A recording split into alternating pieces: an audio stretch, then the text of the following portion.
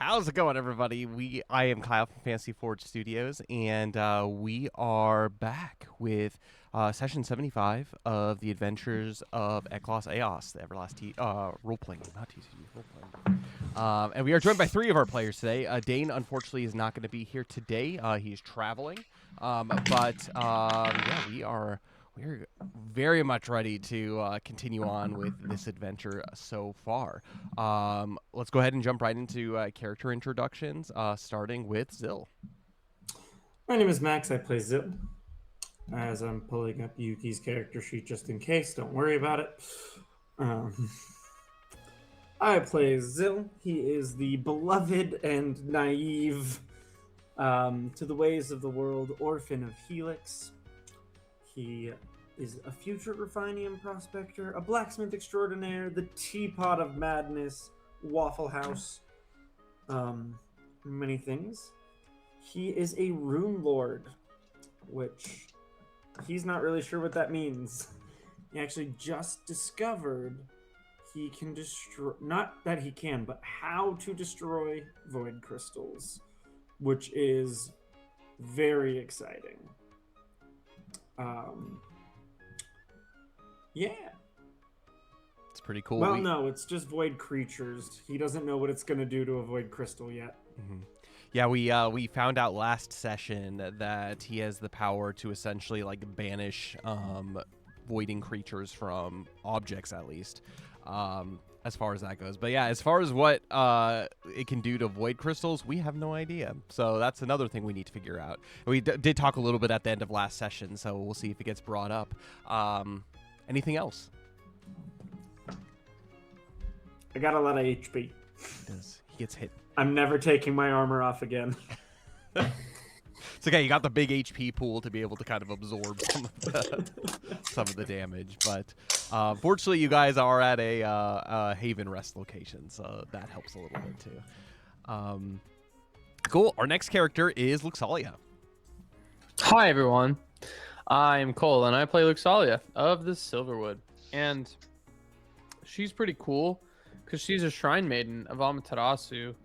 And Amaterasu, for those who don't know, was a young girl, a Glyvan girl, back in the day, and she fell in love with Alamnia and something about light and a flower, and she was martyred, and she was a saint. Ta-da! Anyway, I think that's the first time we've gone over the backstory of Amaterasu. I think it is. It is, yeah. Like, that was news to me. I'm like, wait, because I I'm still a don't little know. What is fuzzy happening? on it. I don't know. I like to just drop lore every once in a while, the little bit that I know. It's okay. I can assume that's Anyway. what Luxalia is doing, like off stream time, like just like Yeah. sharing everybody like interesting tidbits about the Saints. Yeah. She heals the party. She keeps them whole and hopefully not dead, like Belbin the other day when he basically died, and then she saved him, and then he almost died again, and then she saved him again, and then Belbin, or not Belbin, Zill almost died, and she saved him. Yeah. That's what she This is does. true. She comes in clutch. Yeah. And then And where's Thordain? sometimes Thordain, the other he does support, who's damage. just like off, not doing Yeah, anything. who knows what he does. But yeah, that's what she does mostly. And she is your resident holy person, and yeah, and therefore Belbin hates her. Yes. Belbin's trying. He gave up the. You didn't know this, Cole, but he gave up the Gladys last stream. Oh snap! Yeah. He's trying. Belvin's making moves. Look at that. Look at you being detached from material things and demons. That's good. It's a good first step. Hey, you don't know if Calvinish is a demon, but you shouldn't be talking to spirits anyway. Yeah. Yeah. Regardless. Yeah. Regardless. I guess Calvinish probably isn't a demon in the classical sense. If Calvinish used to own the sword. Anyway, I digress. That's Luxalia. She doesn't have nicknames. She's She got did have a old name that she no longer uses. Yep. But The lore drop continues. Yeah. Now everyone's gonna be like, Why? wait, what did you used to be that called? little mystery nugget.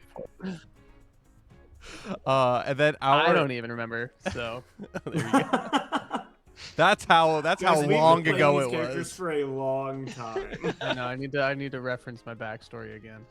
What is it? I think it's like, actually, if you think about it, no, I guess it's a little bit different as far as the time frames. It's probably been about 2.5 years in game since you guys have started, as opposed to like what, the 5 years, 6 years we've been doing this. Really? It's been that long? Yep, it's been Wow. about 2.5 years in game for everything. Because there was also a large break after the like whole, like when you guys got like to Helix and everything. There was like a pretty large break after you guys technically what is it called, defeated like Burbled Owl with like getting things ready and going to Tuck Hightown, Ischen Island. So technically there was a long hiatus for us, but there was also a little bit of a break there. So anyways, sorry. It was like 22 now then. Yeah, he's like a wee adult. What an old man. I Right. think I had him at 20 when we started. Yeah, something very young. So Sully is my age. That's crazy. Wow. Solly's pretty young. And then there's Belbin, who just keeps getting older. Aging like a fine wine. He's Though. what, 60? Right before your guys' 8 now? Or something? Yeah, Not that old. He's like He had to get younger. He 60. was too old to adventure, so he had to get younger. Yeah, he was like started at Nice. like 55 then, and so Yeah. something. He's in his 50s. You said 95 is too old for this Cliven. You gotta make him younger. It's like he's on death's door. But our next character is Dane's character, Yuki, who is, as I mentioned, Dane is not here today, but she is a silver draken from Flamongolith in the northern part of Everlast, and is a bard blade dancer. And so she has the ability to dual wield and use elemental attacks on her, basically elemental songs on her blades, to deal additional damage. And she just whacks and whacks and whacks, and she's very much a physical DPS. As far as characters are concerned, but she is also very charismatic, and she 2 streams ago rescued her Axebeak Yukio from the clutches of the pirates that were invading Tuck Hightown. So she's very happy about that. And yeah, she's also kind of on her own little spiritual journey as well, kind of really realizing not only the goodness of Alomnia, but the dangers of the world and like what happens in like his absence to the hearts of people, and also physically having demons come in Everlast. It's kind of made an impact on her, and so she's kind of trying to turn over like a leaf of more faith, as opposed to whatever she believed in before. And our next character is Belbin. Yes. Hi guys, I'm Connor. I play Belbin. Let's see, what do I want to tell you about Belbin? I guess I should start at the very beginning. Yes, he is a Glyven, just like Luxalia, but if she is the resident healer, the resident good influence, Belbin is probably the resident evil influence. Resident Evil. Exactly. I thought you were gonna say resident herder. No, he's just more chaotic, and yeah, I don't know. He's old. He's kind of grumpy. He likes to fight. He is a martial artist oblate, so he doesn't use any weapons. He just uses fists. He has some pretty sweet hand wraps. He got a new ring in the last session. so Right. that- We got- decked out, Cole. Oh yeah, that's right. Yeah. Bunch of Wow. loot. You guys got a bunch of loot from From where? the treasure, basically the treasure ship that got sunk last time, or Yeah. Jeez. two streams ago. And there was Dane had mentioned, he's like, there were things that I wanted Zill to look for. Zill found a bunch of magical artifacts, and so everyone got decked out in magical artifacts. Nice. Yeah. Did Luxalia get anything? got- Yes. I will keep talking, Connor, and I will. Yeah. Okay. But yeah, so then Belbin, he is on his hero's arc, a heroic arc, however you say it, where he started out pretty bad. He was in misery. He was always miserable. He he's been flirting with neutral and neutral nature, and last session he dipped back into misery, then came out. He did give the Gladys back, so he got rid of a talking sword that he really liked, but an old memory, stirred his heart and gave it back to Thoradane. And if Thoradane wasn't going to take it, he was just going to cast it over the side of the ship and see.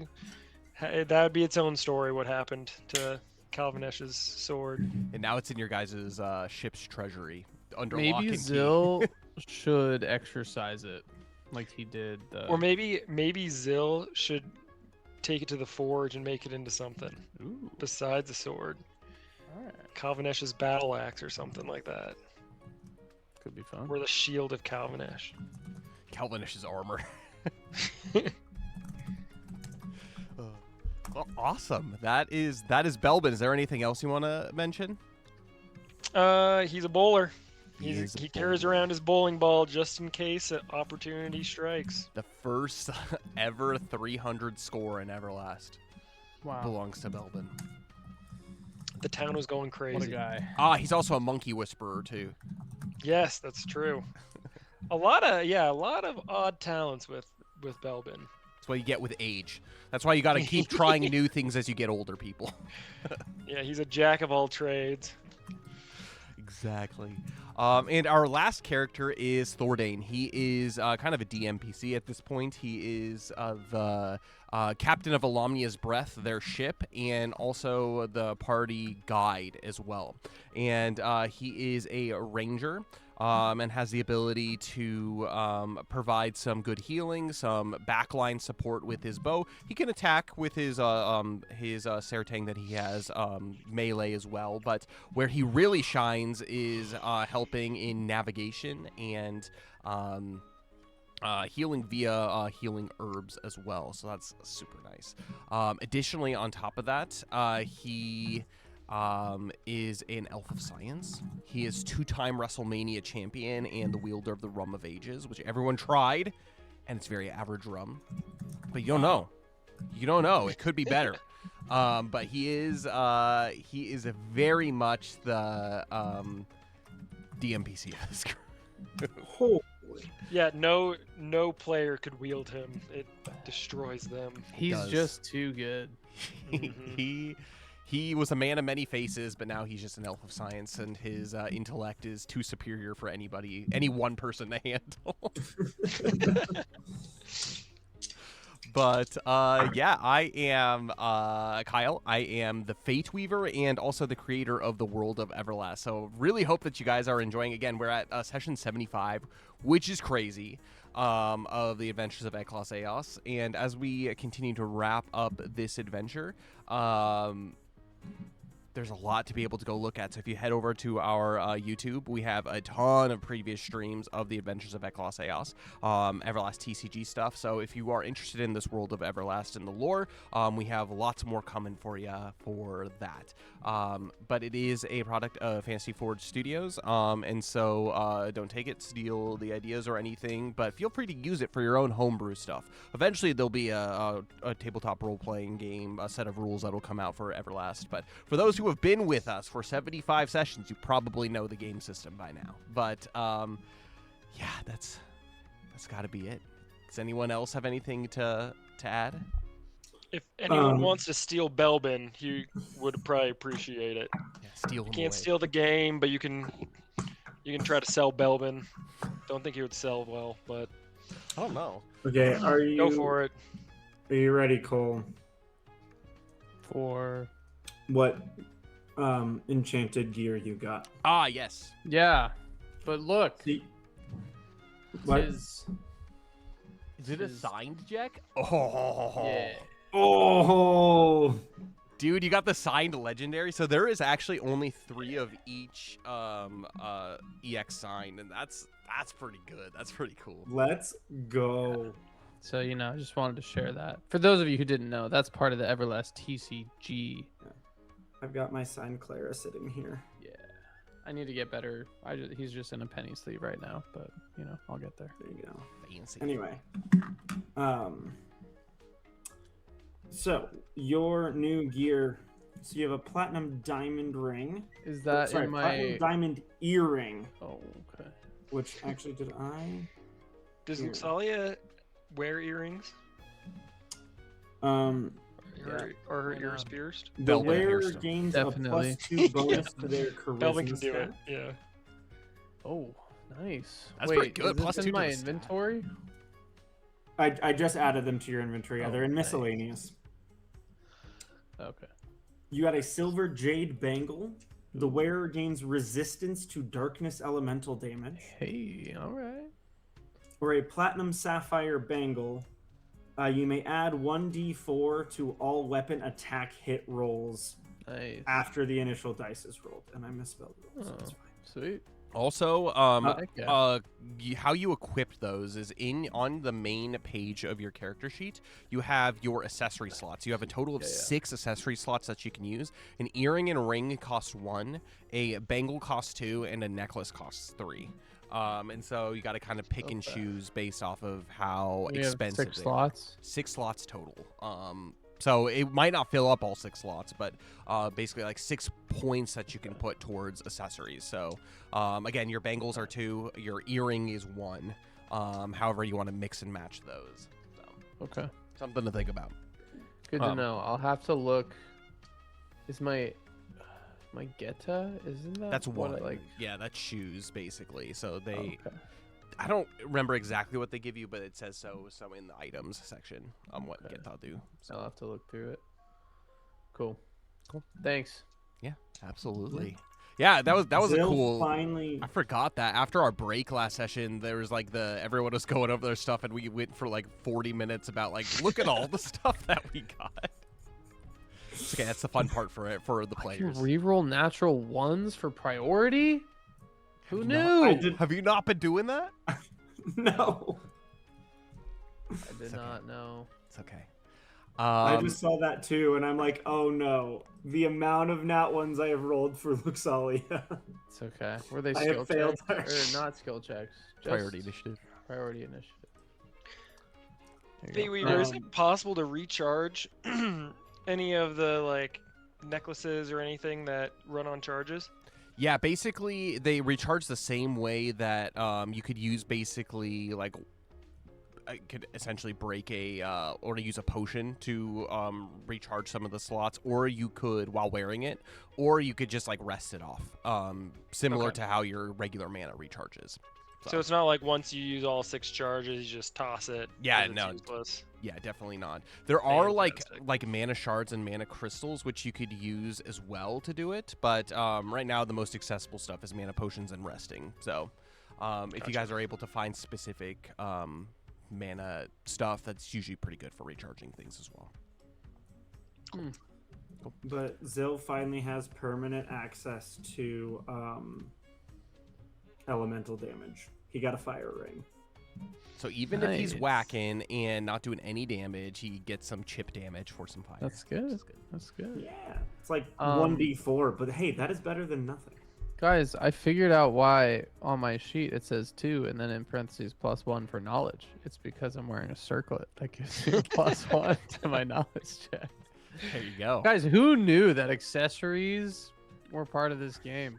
That's crazy. I've been neglecting them the whole time. Yeah, that's Yeah. pretty good. We should look at that more. Yeah, good reminder for everybody, like when you're not doing the stream, to make sure you maintain your character sheets. But yeah, without further ado, we can go ahead and just jump in unless there's anything Hold on. else. Yes. Yeah, can I float one more idea? Just maybe bring it above game. 'Kay. What are your guys' thoughts on sacrificing Thoradane to the volcano if things come to it? What is this? That would just be a kind of a wild end to him. That would like make sure his lore lives on forever. You know. Hmm. But the promo cards. That's fair. That's I didn't think about. I didn't think about Actually, the that's a business new end of art. this. A new Voiden Yeah. art for the next set. Human sacrifice. The soul of Sacrifice Zill. Thordain. Elven sacrifice. Or the soul of Thordain.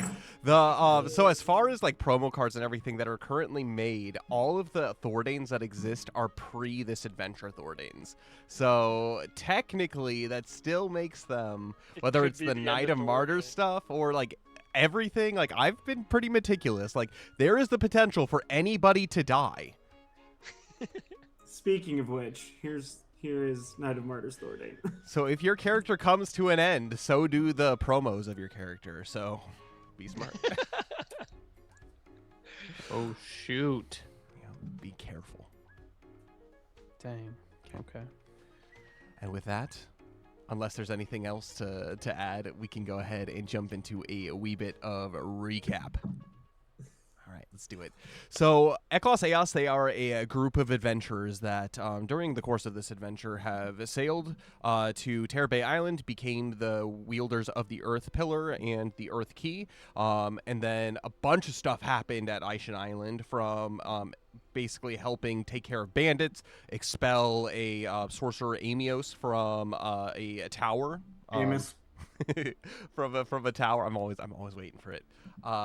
In the jungle of Aishan Island, and also visiting Flomberge, where they found King Nalgoric Cragheim, who sent them off on an adventure to go collect all of the Keepers of the Keys, with Nalgoric being one of them. There are 4 of them total: the Earth, the Sea, which King Ferrand, and they went to Feshin Fey and saved Princess Mila, did all kinds of things with the Korkora there, and then the Flame, which is King Nalgoric, as I had mentioned, and the Sky Pillar, the Sky Key, which belongs to Aldreg Monteblair, whose island got taken over by Jackman Nobbs, a pirate, and so he fled to Folden Rock, and so Eclaas Eeas went to Folden Rock, did a bunch of stuff, fought some demons, some cultists of Burbldow, and banished, basically with the help of Jack, exorcised a demon out of Thavalia, who was a Feshin Fey elf, and were able to find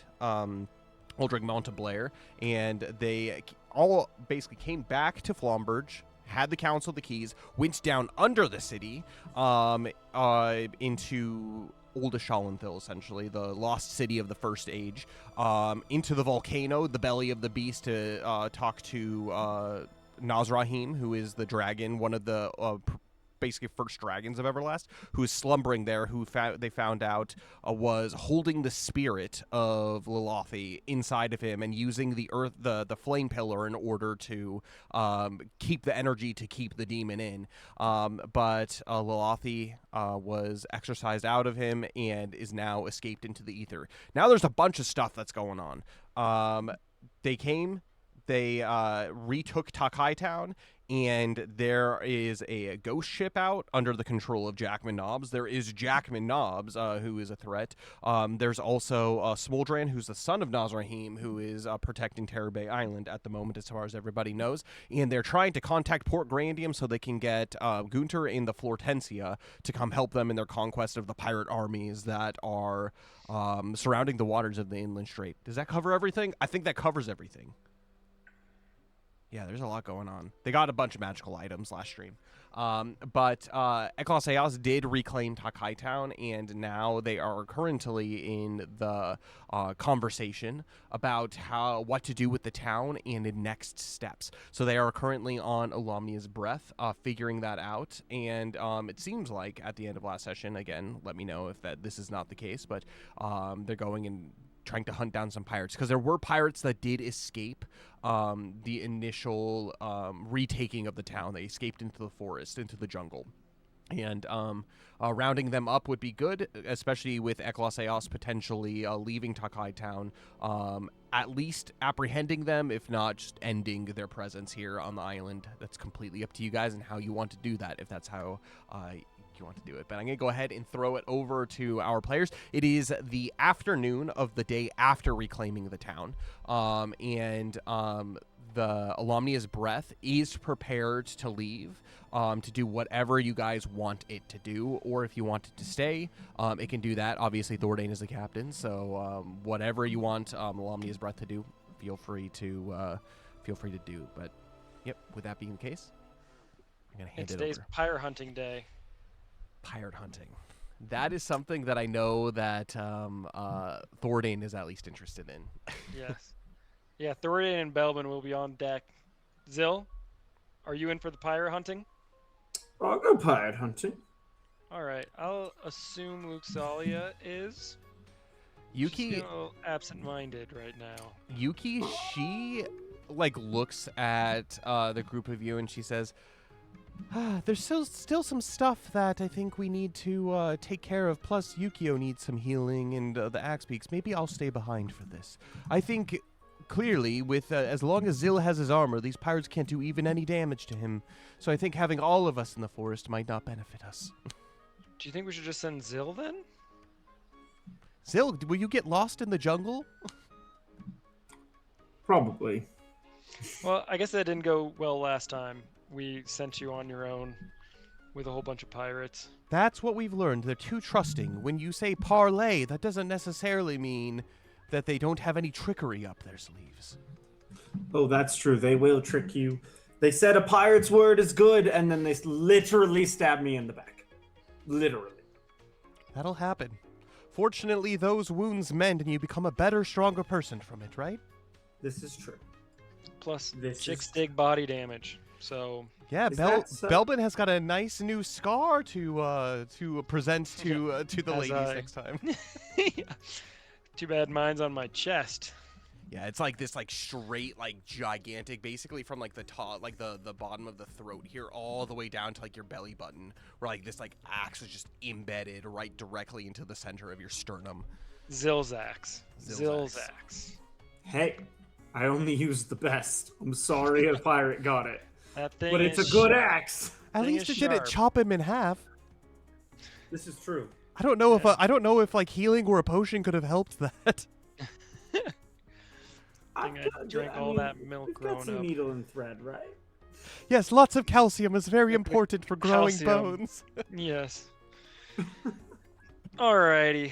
Well, I'm ready to go pyre hunting if you guys are. Great. Belbin is the most excited to go pyre hunting. Ah, yes, also, absolutely. Cole texted. He says he thinks he lost internet. So Oh no, it's okay. It's okay. He'll Hopefully jump in he'll when be he'll jump in when he does. But with that, Great. Yuki and the rest of the group, they decide that they're going to part ways from you guys. And she's going to go into the town, specifically up in kind of the onsen area, where the birds are currently being tended to. She's also going to spend this time to try to help with some of the city cleanup and also kind of like establish like who's in charge here. So when you guys do leave, it's not just left to basically anarchy. And kind of like figure out like some like building method. Plus, you guys did give from the ship a good amount of funds to rebuild, and so making sure that those funds are in good hands and are protected for the city to start rebuilding, kind of giving everyone jobs. And so Yuki's kind of going to do that. She's also going to use the help of probably Bree to be able to do that as well, since Bree kind of knows what she's doing. And are we assuming Luxalia is with us too, or is she helping set up the town until? Nope, Luxalia is with you guys. And so, Okay. because it's about like afternoon, and I know you guys wanted to hunt them down before they got too far and disappeared into the jungle. Zill, I'm going to have you, since you were down on the beach the previous night, I'm going to have you make a wisdom skill check for me. okay, first roll. Here we go. And it's on its edge. Hold on. You're keeping us on edge. Natural 1. Good way to start. No, a 2. So 5 total. A natural 2. Good way to start. You remember from the previous night as you were looking for your stuff and that there were pirates all over the beach. Some, and most of them actually didn't seem to take too much of a mind to you with the chaos that was happening with ships blowing up and whatnot. Unfortunately, you don't really remember which direction the pirates were running off. There are 2 possible directions. So there's the way you guys came from back into kind of the burnt jungle. 'Cause that's the area where I can pull up the kind of world map here. If I have it. I might not have it. Somewhere. It's on here somewhere. It's on here somewhere, but I'm not messing Wait, with any of the was settings. it the next one? Oh, there we go. Hey. Oh, we grabbed a boat. Oh no. Oh Another no. boat. This one There here. we are. Okay, so Takai Town is currently right here on this basically region map. This direction is where the Eeas, this is the jungle keep where Eeas, where Amos was. And there is this other direction, which actually I think the only one who's been on this side of the map was Belbin. He went off on an expedition and jumped off of a waterfall down into here when you guys had first arrived. But there's like some mangroves over here and this part, which is basically did not really get affected all that much by the explosion of the volcano. But most of basically the land like here, basically like in this radius, just got scorched by the volcano just erupting. And with that, so there's two potential areas that they possibly could have gone, either to the west or to the east. You didn't see any of them flee into the mountains north, and so you have two possible directions to be able to think about going. Well, should we go to the beach and check for tracks? Yeah, I think that's a good way to start. What an astute observation. Let's do that. Come on, Thoradane. They You're a were tracker. They were quite drunk last night, so it might be chaotic. So let's see what we can find from the chaos that the beach does show. And you guys make your way to the beach here in Takai Town. And so, again, most of there's a lot of debris that has washed up on the shore. A ton of it, actually. And so you guys basically go and spread out to cover various areas as far as like tracks go. And so what areas do you guys want to cover? So technically there's like this portion of the beach here.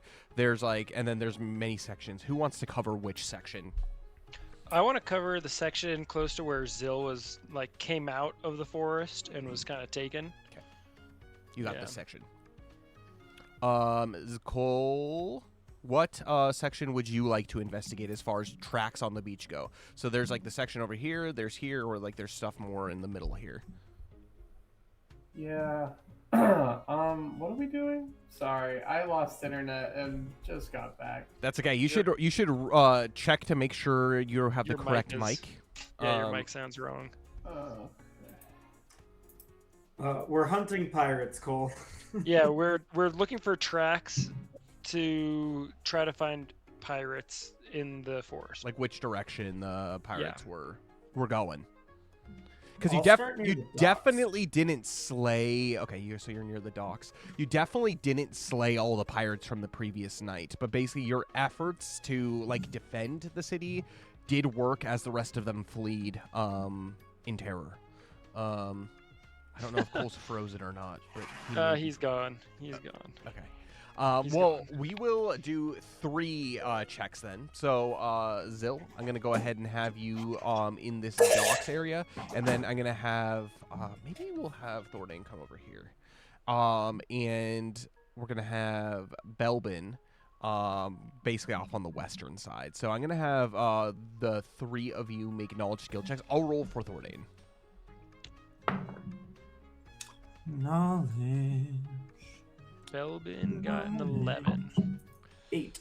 9 for Thordane. Okay, 11. So we'll start with the highest first. So as you are looking kind of in the western part, you can actually see the exact tracks where there was basically torches set up in a circle. This would have been the place that Zill was fighting off basically the one-on-one against the pirates that the pirate captain. You look off to the east and you don't see any tracks running in that direction.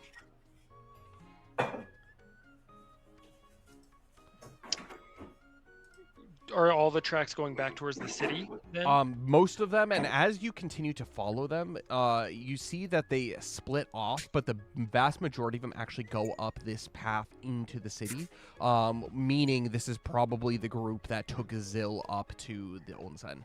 Right. But there is definitely, as you make your way kind of closer to the center of the beach, like a lot of the tracks tend to get like lost in the like basically the chaos of the fray from the previous night. Thordane, he went ahead and he rolled a 9. As he looks, this is a little bit more of a difficult place to find tracks. There is more stone over here than anything, and as the beach, he kind of wanders like along, closer kind of to the most southern part of the bay. You can see that there isn't a whole lot there, meaning probably if they did go somewhere, they either went up towards like the axe peaks or they fled deeper kind of into the jungle, kind of like in a northeasterly way. And Zill, you, what was your result? 10? 8. 8? You look around here, there's a lot of scorch marks. Here's probably where there's the most bodies that need to be taken care of from the previous night. Yeah, it's a pretty grim sight here at this part of the beach. Are they mostly pirates? Yeah, Sorry, mostly. I'm not there. Yeah, Okay. there's basically nothing there that isn't pirates. So Okay. it was pretty much only pirates that were down here to begin with. As they were trying to put out the fires, and also like the ones who were on the boat that exploded, essentially. And so as you look around, you don't see too much outside of that, but you do remember from the previous night the Axebeak footprints that were in this direction. So it seemed like, generally speaking, most of the movement seemed to be towards the east. Okay. Can I see Belbin? Do we remember? Yeah, I would say so. Belbin's looking around here, and again, the map doesn't do a great job of like looking at distances, but he's like quite a ways down the beach, and so you can see like the speck of Belbin on the horizon as he's looking over here. Looks like he's kind of more in like the center area and kind of cleaning up that area, and then Thordane, you actually don't even see him anymore because he's making his way. If we pull up this map again, he's making his way kind of down more along like this part of the beach before he does return probably about 30 to 40 minutes later. Oi, Belbin! Belbin! It is pretty quiet here. That is, I will say that's one thing about Takai Town. When you first arrived, it was not quiet, but it is pretty silent with the exception of like birds and waves. Yeah, Belvin's not. He's not listening. He's in the waves. Do we remember seeing any of them flee and like where kind of they fled from? Like, it doesn't seem like it was on the beach, but maybe it was like in the towns they fled towards. It was difficult. Direction. It was during the night, and you actually went unconscious, Belbin. Actually, Luxalia and Zill, I'm gonna have the two of you, because Thordan wasn't there either. I'm gonna have the two of you make knowledge skill checks for me. I get a +1 because of my circlet. Heck yeah, you do. Woo! 5. 6. Oh, sweet. Difficult. We're to pretty tell. knowledgeable. It's difficult to tell in the chaos, primarily because it was nighttime when everything was happening. You were, if you remember, you were defending the stairs of this area up here. So I'm gonna go ahead and place Luxali's token there. And it just, from what it looked like, because most of like the center area was battered down and broken.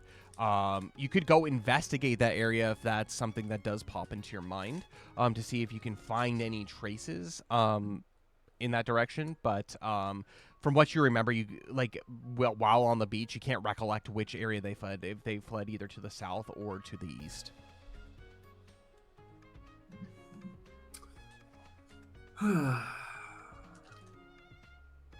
Well, it's a lead.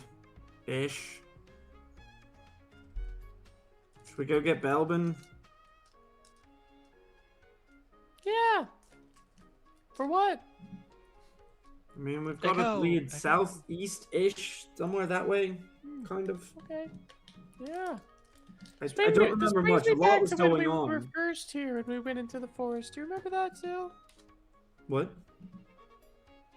That reminds me of when we were first here and we went into the forest. Way back when, like 3 weeks ago. Ah, yes.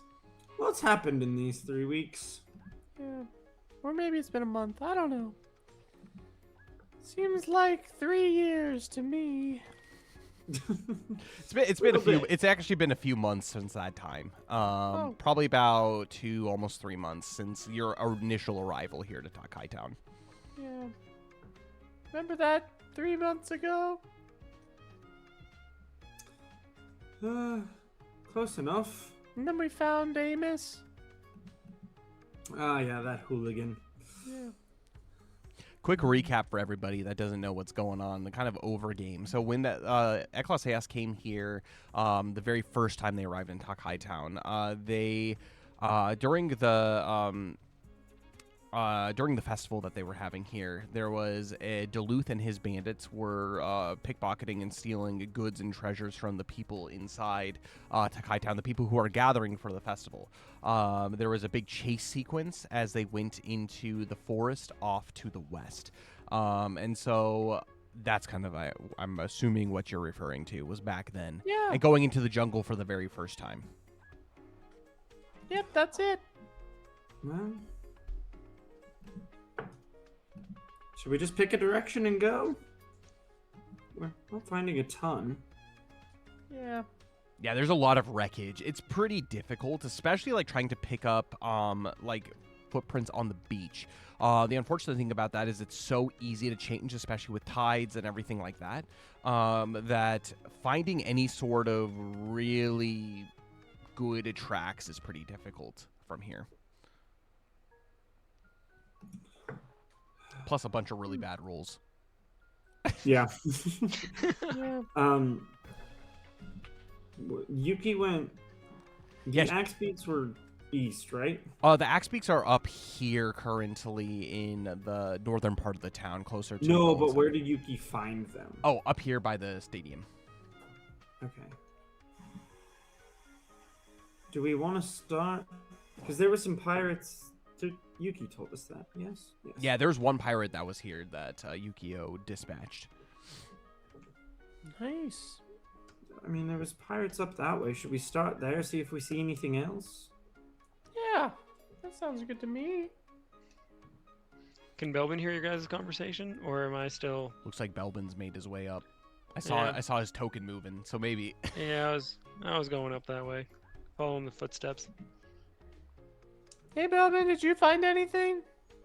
No, just where Zil got wrecked by some pirates. Oh, Yeah. It's because they cheated. yeah. Cheaters always win. My experience. No. But winners never prosper. Wait, is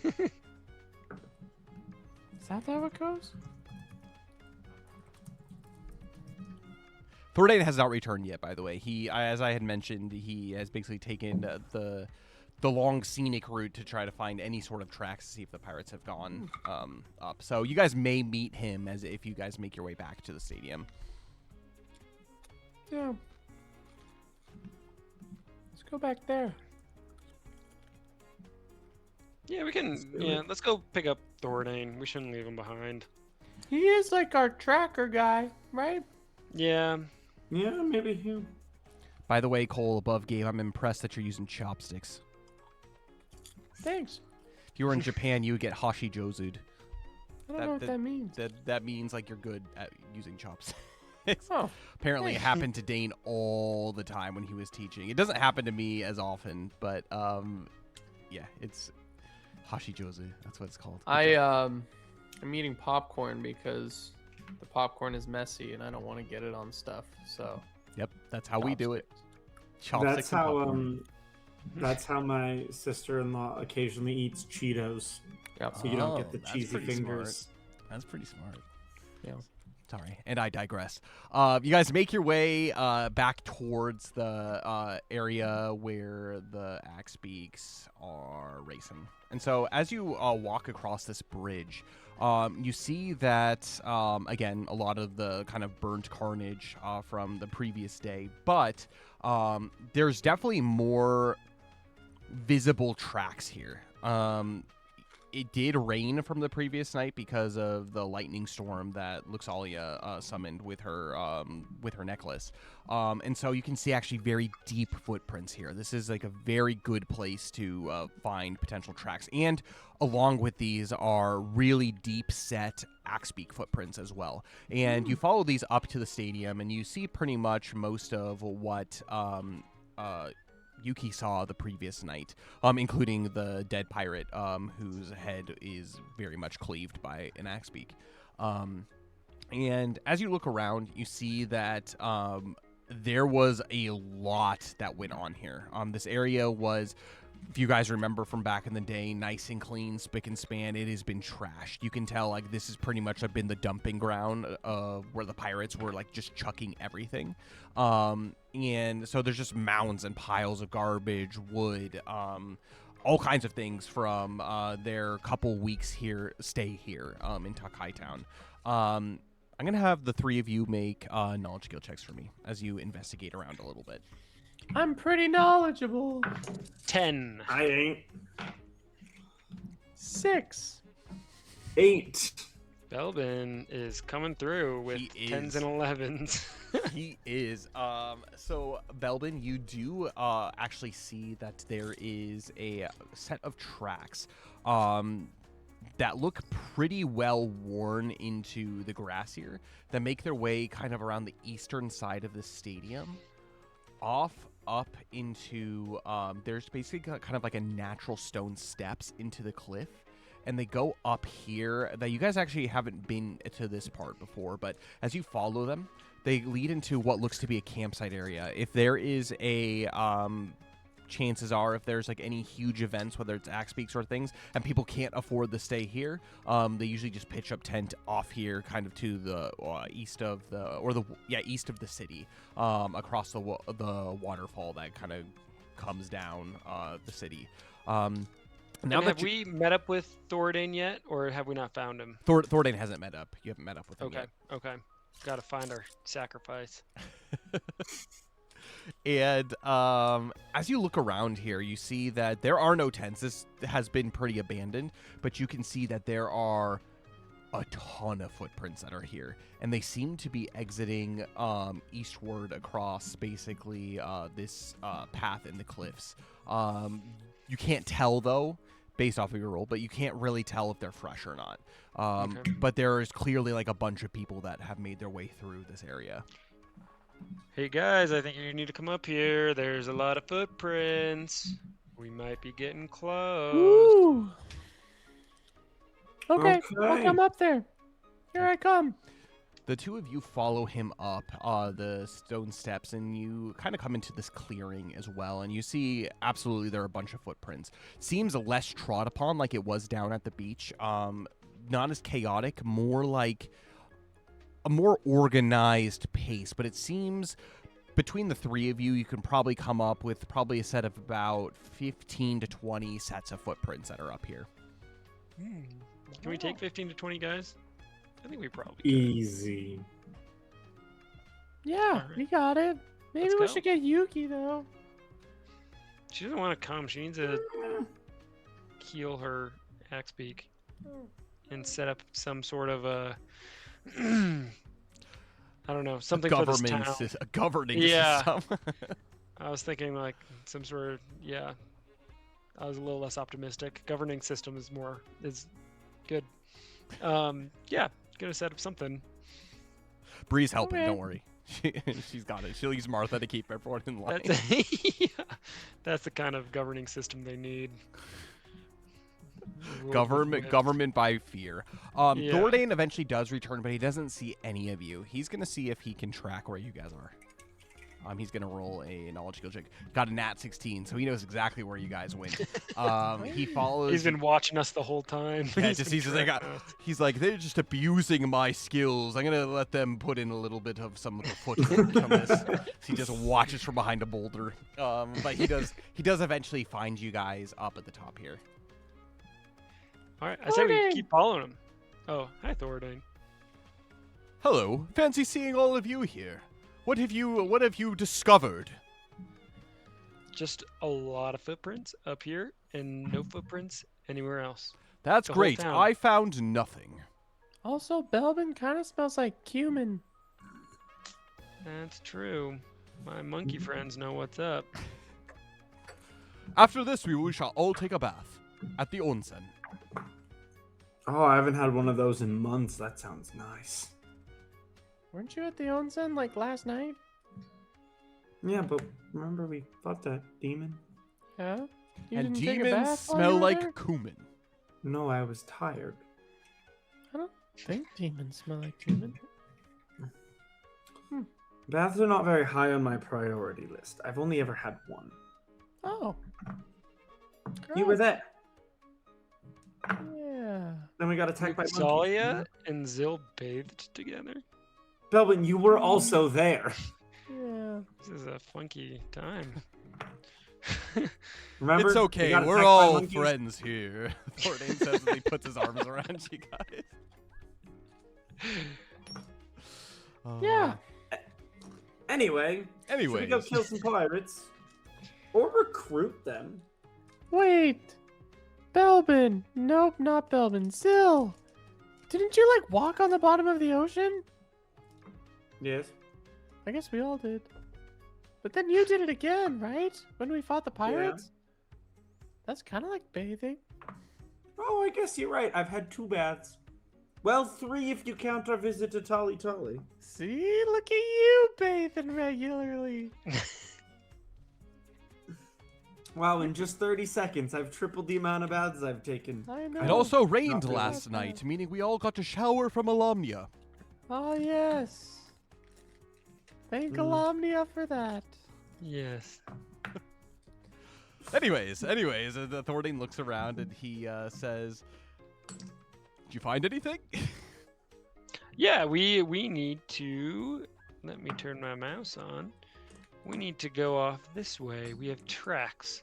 Old or new, I can't tell. Maybe you can though, Thornton, if you take a look. Well, that is perfect. And he pulls out a map of basically all of Aishan Island. He says, "I nicked this off of one of the houses. Someone had done a really good job of creating a nice, diligently detailed map." And he examines it and he says, "Yes, this seems to lead in a general good direction." As he looks off into the brush, he says, "But you said you want me to investigate to see if these footprints are old or new." And he strokes his beardless chin as he squats down and looks at the tracks. He's going to go ahead and make a knowledge skill check. And that's going to be a non-natural 16. And he is going to look at them. He's going to bend down and sniff the track. He's going to use his finger and trace the inside of some of these tracks and see like how easily the debris falls off. He looks, basically squints with his elf eyes into the direction, and he says, "These look decently fresh." Do you agree that there were 15 to 20 of them? What's your assessment on number? He takes a moment, about a minute, to count all the sets of footprints, separate sets of footprints that he does, and he does it with amazing accuracy. Seems there are exactly 19 sets of footprints that go off in this direction. That's a lot of footprints. It is a lot of footprints. And they are All relatively fresh? fresh. Relatively fresh. I would say within the past 36 to 10-ish hours. How do you know? That's just crazy. It is called Elven Intuition. I am a tracker after all. There are many Well then. signs. If you want to sit down, I could give you a lesson on tracking. Intuition? I thought you were a man of science. Yes. Science, your intuition comes from scientific endeavor. I don't know about that. Can you tell if these guys were running? Were they walking? Were they in a hurry? As he examines, most of these seem to be kind of spread out a little bit, almost as if like they didn't all flee at the same time. He basically shows that it's like it looks to be as if they have split off into about like 3 separate groups. There's one set of foot tracks that does seem a little bit bigger than the others, and that specific set of foot tracks have about kind of like a couple like heavier sets of feet, like larger sets of feet, where there are some of the other ones are kind of more average size. Are we feeling heavy or are we feeling average? I'm I feeling think pretty start heavy. heavy. Yeah, gotta start heavy, I think. feel kind of light. Well, The light's kind of my thing. yeah, it's true. Well, I think you're outvoted, so I think we're going heavy. Unless Thordain? Heavy, light, average? It makes no difference for me as long as we can get the jump on wherever these pirates are, but I think we also need to think of what happens when we do encounter them. What is our course of action? We Say call that. them to repent and believe in the gospel. Didn't you do that last night, Luxolia? Yeah, And you converted 2 people, I think. great. Maybe we'll convert more. I think part of what helped, though, is Yuki was chopping off people's arms and decapitating people. Yeah, that's not really like, that's kind of coercion, which I don't love. Curious. We could definitely try, see what happens. Coercion? Repentance? I guess my primary question is: do we want to approach them in peace, or do we want to approach them with I don't know if hostility is quite the word, because clearly they fled from us. We're already kind of a hostile presence to them. I think we approach weapons visible but sheathed. I say violently. I say peacefully, so there you go. And I say, I guess it depends on how they treat us. If they immediately try to attack us, I think we should defend ourselves. However, Oh, yes. if there is any sort of apprehension amongst their ranks, I think those are the people that we can pick apart. Maybe we can separate them or try to convince them. I don't know. This is just my thought process. Agreed. I like the way you think, Thordain. It's my intuition. Divide them and conquer. Divide and conquer, exactly. Although it looks like they are divided into about 3 separate groups. And as you basically go along these tracks, I'm going to go ahead and pull up the main map here, the region map. You can see that they follow kind of a relatively same pattern, and you follow this for about, it's around this time, it's about 2 p.m. You follow this for about 30 minutes before they start splitting, and it's kind of a little mountainous, but it's definitely kind of an open trail as well. And as you follow this for 30 minutes, it starts to get more rural, more overgrown, more definitely it would be easier to hide kind of in like the palm fronds. This place isn't burnt at all. Definitely can still smell a little bit of ash in the air, but it's not too bad. And there's like kind of like this one intersection where they seem to gradually begin to split off. There's the heavier set of footprints that go directly forward. There is a lighter set of footprints that go more kind of like southeastern, and then there's another set of footprints that go almost directly north from your location. The heavier ones are kind of more along the same path straight ahead. I say we head north. I say straight ahead. I'll go straight ahead. Alright, I'll follow. Thordain looks at the map and he says, Belbin, I believe you're the only one who has been to this area. What do you know about the terrain and what it looks like here? I can only tell what I can see of this hand-drawn map. I'm going to have you make... Yeah, go ahead. Do you remember? Yeah, is this where I almost got into the trap? By the troll? Were they trolls? There were something with the caves? Or is this No. where you died by No. the mountain lion? No. That was back in the Great Peninsula. That was way Yeah. back. Oh, yeah. Yeah, let me make some sort of check then. All right, go ahead and make a knowledge skill check for me. Ooh, unnatural 16. This was, I remember when you guys first came here to Takai Town, there was while you guys were resting, I think this was during the time that both Zil and Yuki made their way to Terabay Island to talk to have a discussion with Smoldran. You were here in the city kind of investigating the area, but you made your way up the shrine path into the mountains, and you followed basically all the way here till about this point where there is a giant waterfall. You actually went cliff diving down into this waterfall, and you needed to return by the next morning. I believe actually Luxalia may have been here too. But this was back when you still had like the spells to like displace water and like things like that. And there was closer to the beach-ish area here, there's basically like this place that can easily overflood. And you do remember like at night here, it gets very, very dangerous with kind of swampy creatures, which is down here kind of in the mangroves.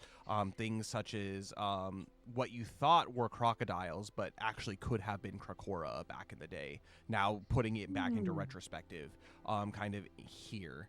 But additionally, you did sense that there was lots of creatures in the jungle. And so off to kind of the north here, it's more mountainous until you hit specifically the waterfall area, and then it goes into kind of like a large lagoon. There's a large bridge that does cross, but it doesn't look like the path has been used very much in recent years. Straight, it's more of the flatland. And so there is some kind of like trails, but it's more jungle. And then, as I had mentioned, kind of down to the south, it's more of the mangroves, and so like wading through water and kind of more swampy than anything. And this is a part that gets flooded during the evening hours. Mm-hmm. Yeah, so I mean, if we go a little bit south, we will hit a bog that there's lots of things living in there. I don't know if we want to mess with that. At least once the sun goes down, then that's when all the creepy crawlies kind of come out. But if we keep going straight, we'll hit a little bit more jungle, but it's a little bit more flatlands. If we go a little north, you kind of get this little lake piece of it. So that's all I really remember from it. Thordane pulls out a quill and begins writing all this information down on this map. And he says, "Good." And then he puts a big circle around the mangrove area, and he says, "Avoid at sundown." So straight, is it? I think straight it is. Then maybe if we want to go north from there, we'll exactly. See what it's happens. The perfect middle ground. It is the middle ground. Don't we want the high ground?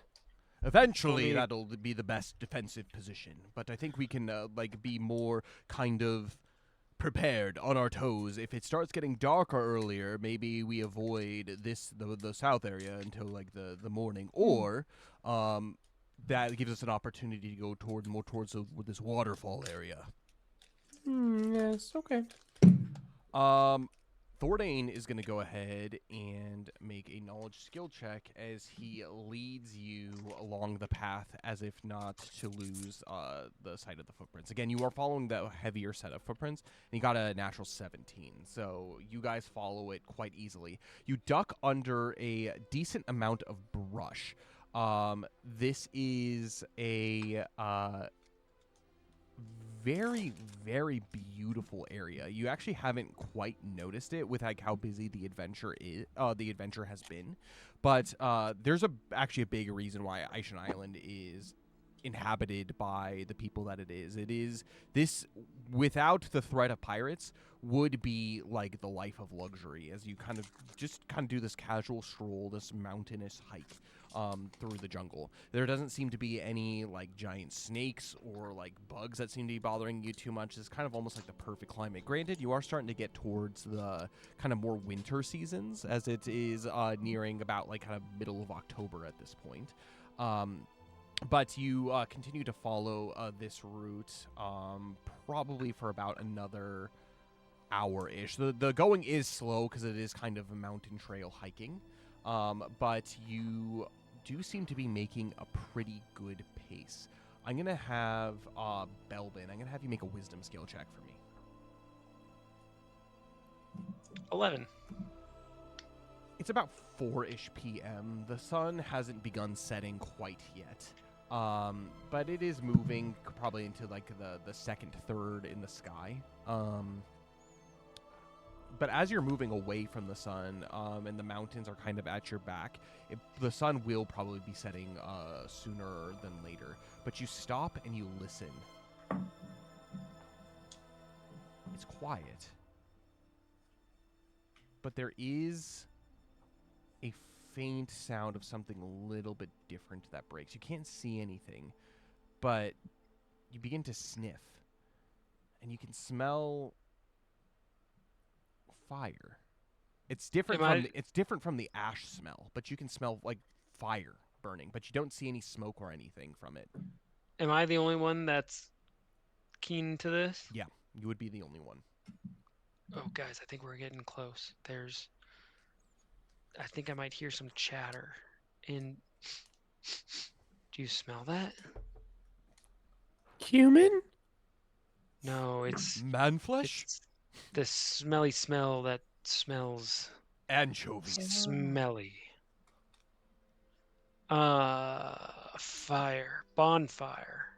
Someone is having a bonfire on the beach. Are they cooking anchovies? Maybe. It smells... Fishy? Yes. Too fishy. Maybe we can join them. Maybe. Let's sneak up on them. I've got a rumbly in my tumbly. I am ready for a meal of sardines and anchovies. Should we just barge in or go We slow? don't have a barge. Good point. Good point. Or Should an I do inn. some push-ups? Should I eat 4 dozen eggs? Yes, that would help. Ooh. Do we send Belbin off to go scout, or somebody stealthy to go scout to see if they can see anything, and then the rest of us, and then he can report back to us to see what's going on? Yes, Belbin, you should do If that. you want stealth, don't send me. I'm pretty I'll stealthy. go. Thordane says, but I do trust Belbin. He's probably has more of a lay of a land of this area than anyone. I guess Luxalia too. To a degree. Yeah, I'll go. He's I'll go. stealthier than me. Muxal, if you want to come. Or if not, it can be just like last time. I can lead them to us or run away like a wild animal, whatever works. Yeah, you got this, Belbin. Let's do this. This is where you shine. You make your way, you begin to kind of make more of a downward descent, and you can see after a certain point the horizon no longer blocked by mountains, and you can see the ocean. The sky has become kind of like this, like just faintly starting to become orange as like the sun begins to start setting a little bit, but the smell as you continue to keep moving forward, and you've very much picked up on these footprints. They're pretty obvious. As you kind of break out of kind of this mountain view, you take a look to your right and you take a look to your left. You can see to your left, down kind of in, it's kind of like this little clearing. You can see a very, very small wisp of like white smoke go off into the sky. Let's follow it. As you do so, you can hear very much a set of voices, but they seem angry or irritated to some degree. It's difficult to pick out exactly what they're saying until you make your way closer, but before you do that, I'm going to have you make a stealth check for me. Stealth check. They don't seem to be hiding like their voices at all. They seem to be talking at a pretty like boisterous level. 11. 11. As you begin to creep closer, you find that there's almost kind of like this like small kind of like cliff trail up above the area where these where this fire is, that you begin to sneak up. I'm gonna have you make a dexterity skill check as you basically make your way across this kind of like thin mountain trail.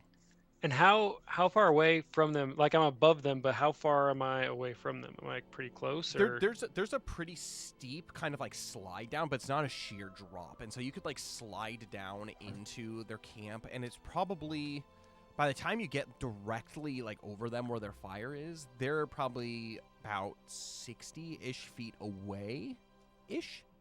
Okay. But you can kind of like duck because there's trees that are kind of like covering them, so you can't see them. You can still see the fire, but like you can basically, if you slid down, you could go into like this set of trees that would be there. Okay. I got a 20. 20. Yeah, you very easily do this. You've climbed way sketchier things before in your life, and as you make your way directly above, you begin to listen in, and you can hear that they are very much irritated. I'm gonna have you make a wisdom skill check. 8. Based off of the things that they're saying, it seems to be that a few of them have a wicked hangover that has even persisted for most of the day. You saw them the night previously. Most of them were like partying pretty hard. And this is probably their first day in weeks, probably a couple of weeks without a drop of alcohol in them.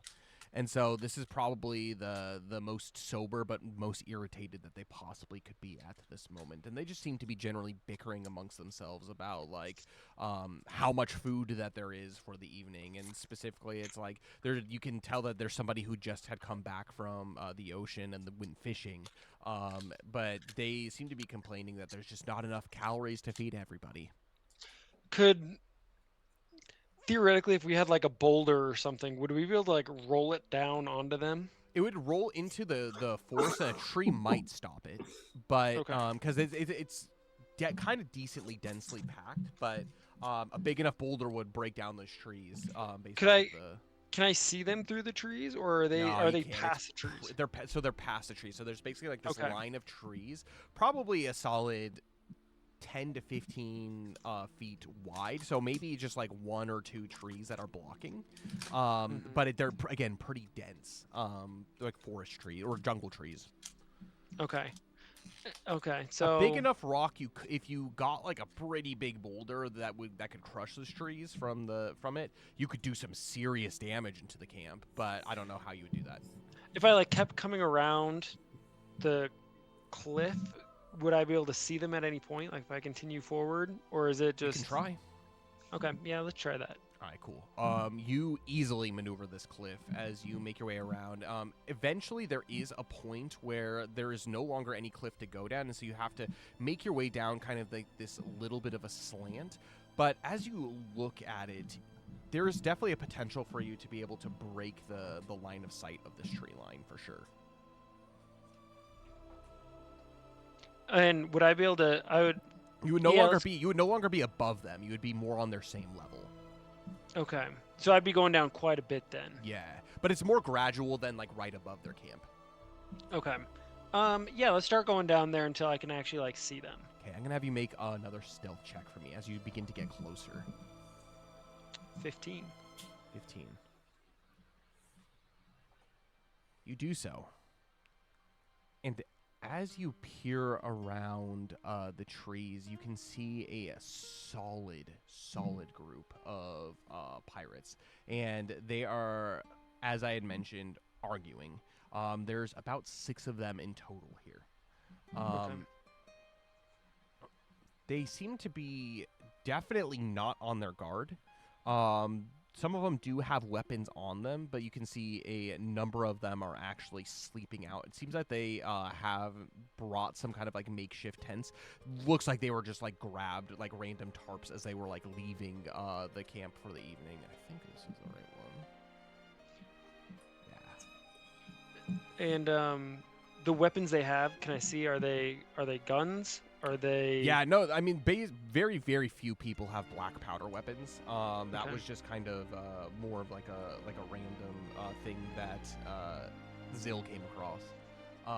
But yeah, Belbin, as you make your way up here, you peek around and you can see that there's kind of like this makeshift campfire that's there as well, and there are, as far as weapons go, it's either the weapons they were carrying on them during like the night, or they were picked up like in the fray leaving. There's a lot of like washed up type of stuff, but I would say about half of them are carrying weapons, so about 3 of them are carrying weapons.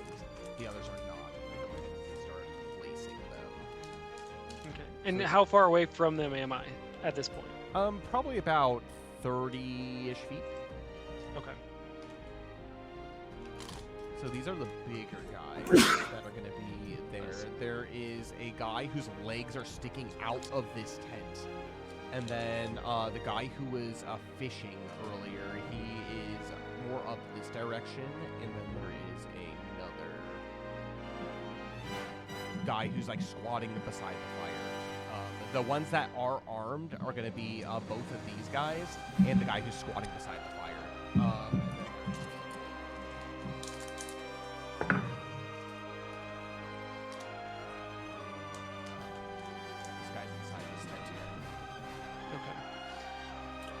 Oh, does Belbin want to throw something at him or just... let's see. All right. Belbin, how easy would it be to escape? Pretty easy. I mean, you would definitely catch them off guard. They don't seem like... No one in their like wildest dreams would have followed you. They would think would have followed them here. Okay. Belbin is going to take out a kunai that he has been holding for way too long. He has never tried to use it, but there's no time like the present. So we're going to throw a kunai at... Let's go towards this guy who's unarmed, and he was the one that just got back from fishing. Yeah, he's got like basically like this like large kind of like looks like a bass like hanging from like a makeshift fishing pole. He does not seem to know what he's doing all that well, but a little bit. Okay. All right, you want to go ahead and make an attack with your kunai? I do. Yeah. Let's go. Oh, it's a nat 16. That is maximum damage. And when you throw a kunai, it's No time like the present. It's 3d4, right? Yep, 3d4. Because you basically chuck 3 kunai into him. Yeah. Okay. So that'll be 19 damage. 19 damage. As you do this, you take the basically like sneak attack. You're squatting and you take your kunai and you're like, no time like the present. As you just loose these 3 kunai and just boom, boom, boom, like all together, like in his chest, and he goes, ugh. Ow! And he just like goes down to his knees and he's just like drops the fish and everything, and he like touches like his chest. Doesn't really know what happened, as he like lets out like a couple like breaths, and then he just falls down dead. Okay. And with that, Belbin is going to run away. All right, make an agility Go back survival to the check group. for me. An agility survival check, you Yep. said? Yep. Man, the rolls are going well today. 21. You easily escape as there's chaos that begins to erupt. You begin to hear like yelling, and it's like, "Oi, what's this? I've never seen this kind of dagger before." And like they begin pulling him out. It's like, "Hey, are you okay?" As he like you can like hear them rolling over, and there is chaos in the camp. And then you begin to actually start to hear blaming in the camp as well. Like, "Hey, Rick, did you do that?" "No, I was sleeping." And there's like things like that as they begin just like begin blaming each other for what happened. Frickin' Rick. I knew that you were hiding some Silly weapons from Rick. us. You've been in a negative mood all day. How did I know you didn't do it? Me? I prefer axes. Axes are the way to do it. Confrontation. I like that guy. Confrontation with brutality. That's the way of the pirates. Not sneaky and deceiving. Not sneaky and conniving like you. You call me conniving? Yeah, I call you conniving. No. How about this? As you hear the blade begin to basically pull out of the belt. And you begin to hear the clash of weapons as you disappear into the forest and back to your company. Yep. And I'll go back and be like, guys, I found them. I got their camp. There was 6 of them. I think I didn't mean to kill one, but I think I killed one. and now they're. Why did you kill one, Belbin? Well, I How didn't. did you I not mean to kill him, but you killed him? I mean, I've never thrown a kunai before, and It's I called just hit the mark. manslaughter. Unintentional killing. Yet you threw 3 daggers at him? They come in packs of 3. That sounds intentional, Sounds Belbin. like you Who meant would've thought- to kill him. I mean, I never would have thought I would have hit him. I was just kind of messing around, being like, this is a good time to try to get some, I don't know, experience with them. And then they just all breaking the hit fourth the wall, mark. Thordain looks off into the distance at a distant camera and says, "And this, kids, is why you don't play with knives." But come on, we're missing the show. We got to go fast because right when I was leaving, they were unsheathing their swords to fight each other. Fight each other or to fight you? Were you No, not to seen? fight me. They don't know where it came from. I was sneaky as heck, and now they were accusing each other. They are grumpy. Holy cow, are they grumpy? But I wonder why. well, I mean, now they did have some fish, but they said they were hungry. But I don't know. Now the guy with the fish is dead, so who knows what's going on? Anchovies Come on. for the taking. Let's go, Exactly. companions. Yes. Let's hoof it. Come on, hop 2. I will come. Maybe you Okay, feel him, let's Luke. do it. So You begin upset. to My follow. axe is sharp. I'm gonna have all of you make agility survival checks. So, a question: are you going the same back path that you had taken before, or are you going more down into the fray? Because there's like you basically went up and around like this direction, like on the backside of these trees, and then came down this way. You could just continue to go straight and come up basically this road, as well. You did notice that there is basically like a line of rocks that would block the sight from you coming up this road, from what you saw, potentially. I'm fine moving up to a democratic vote. I'll tell them the way that I went and be like, that was a pretty good way. And if we need to run, we can run. But I don't think we need to run from these guys. These guys are kind of pansies, you know? I mean, I'm not scared of these pirates. Let's just waltz in there. But I think if they're fighting each other because they think that they killed one or the other, like they thought that there was betrayal amongst their ranks, if they saw us, maybe they would immediately become violent towards us and being like, oh, we're attacking ourselves. It's clearly these people. I don't know. Yeah, but by the time we get there, half of them are probably going to be dead. Well, how many of them were there? There were 6. Well, there were 6. Now there's 5. And who knows how many there are now. Curious. Well, there's 4 of us, so even if half of them were dead, I like our odds. Yeah. Yeah, let's just waltz up to him. We can send Zill in again by himself.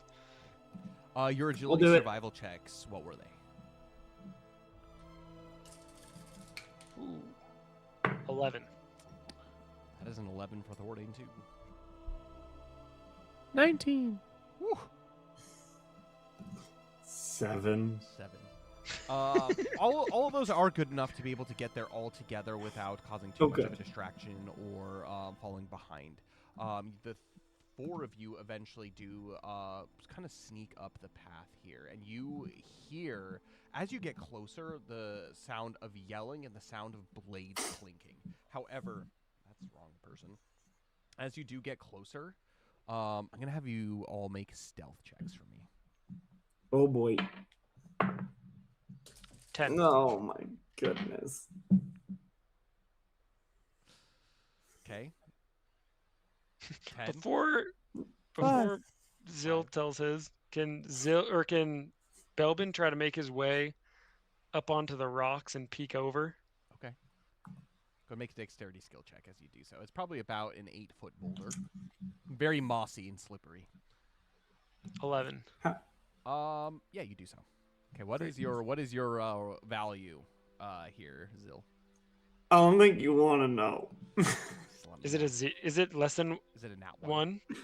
It's 0. Was it a nat 1? Yeah. Thordain also got a nat 1.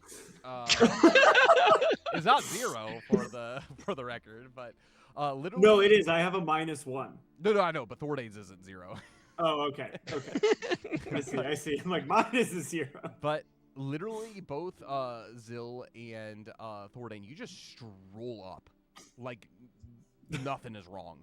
As Luxalia, you actually are smart and you kind of duck behind the cliff, and Belbin begins like climbing it.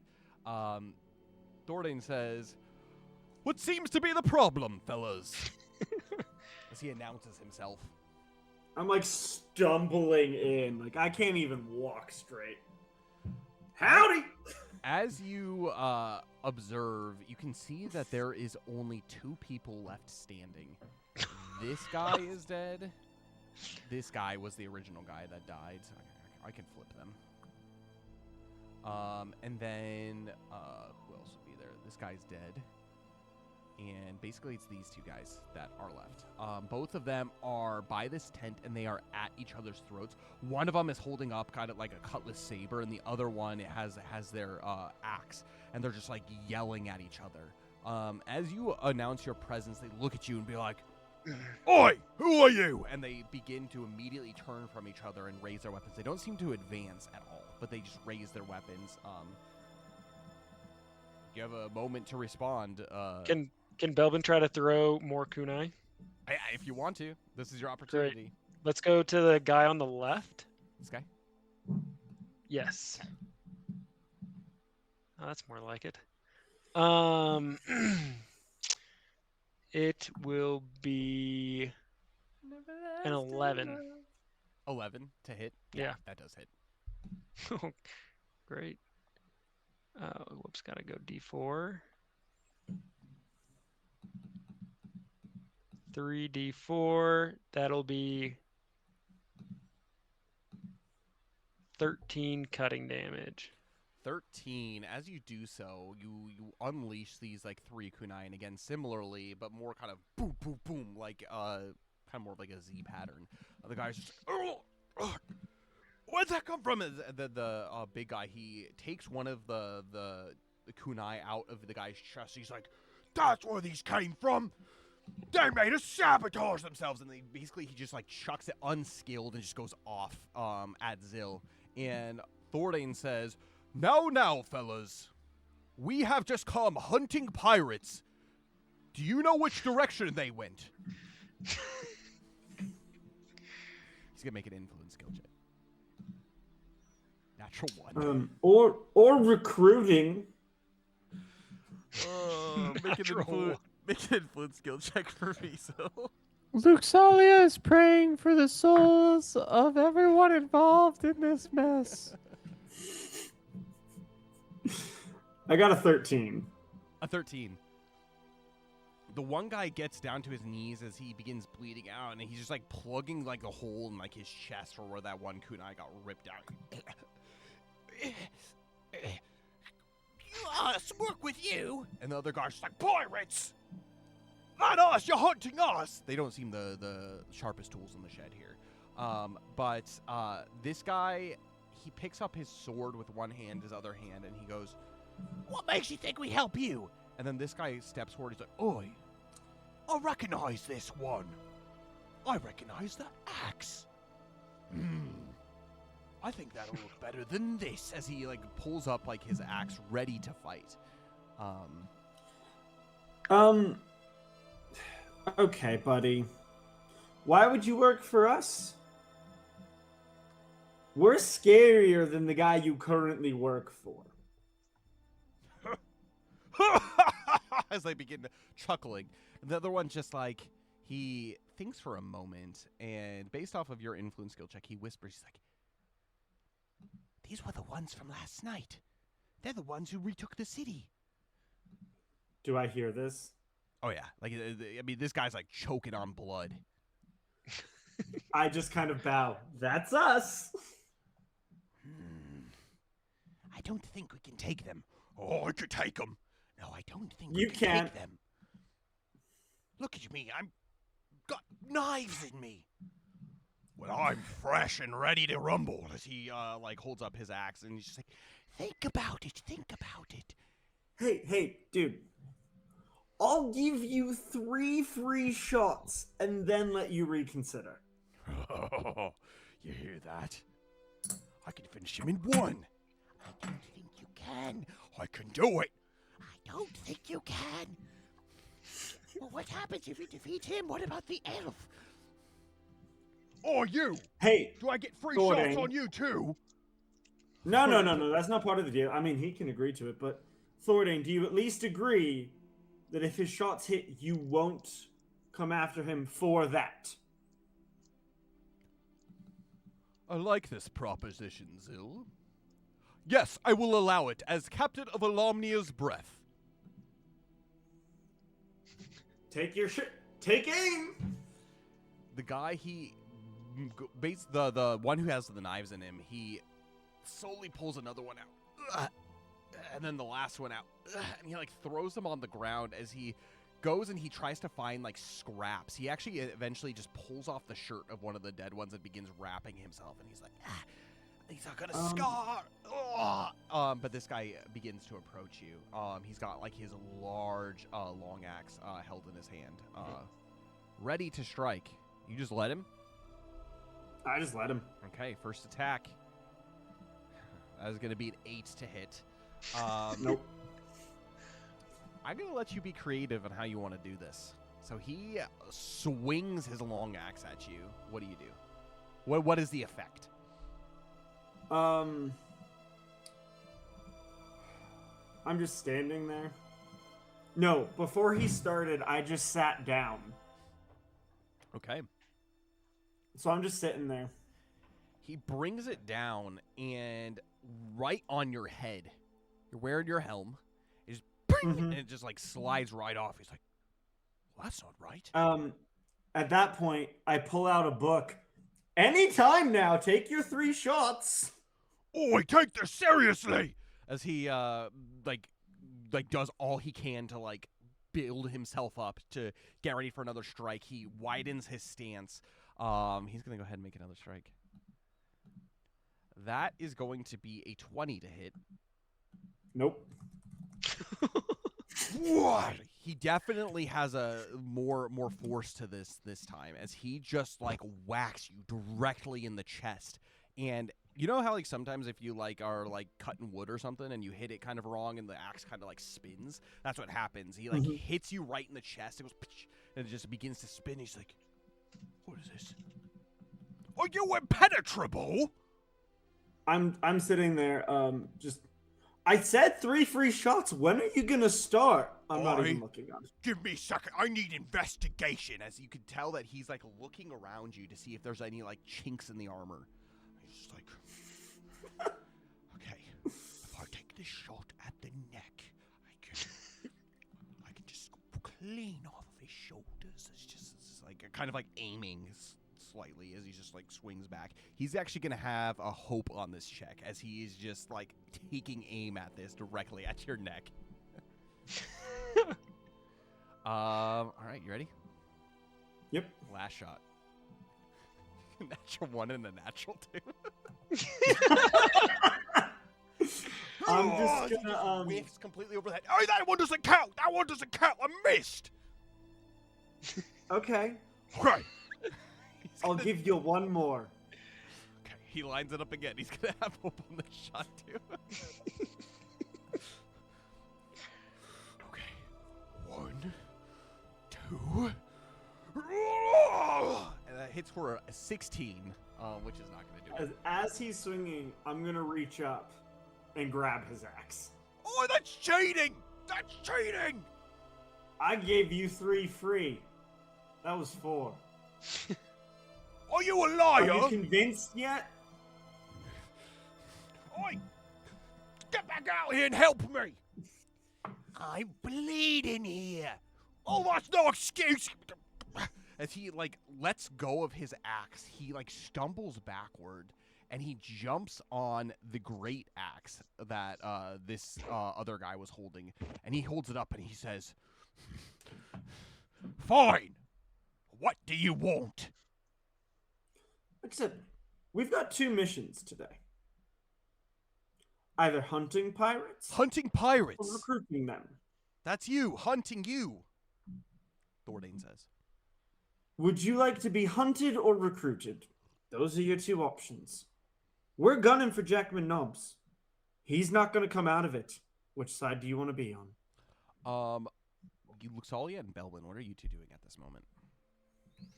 I'm I'm still like just hiding kind of behind the top of the rock, but I'm getting ready to throw some more kunai when the feeling feels right. Okay.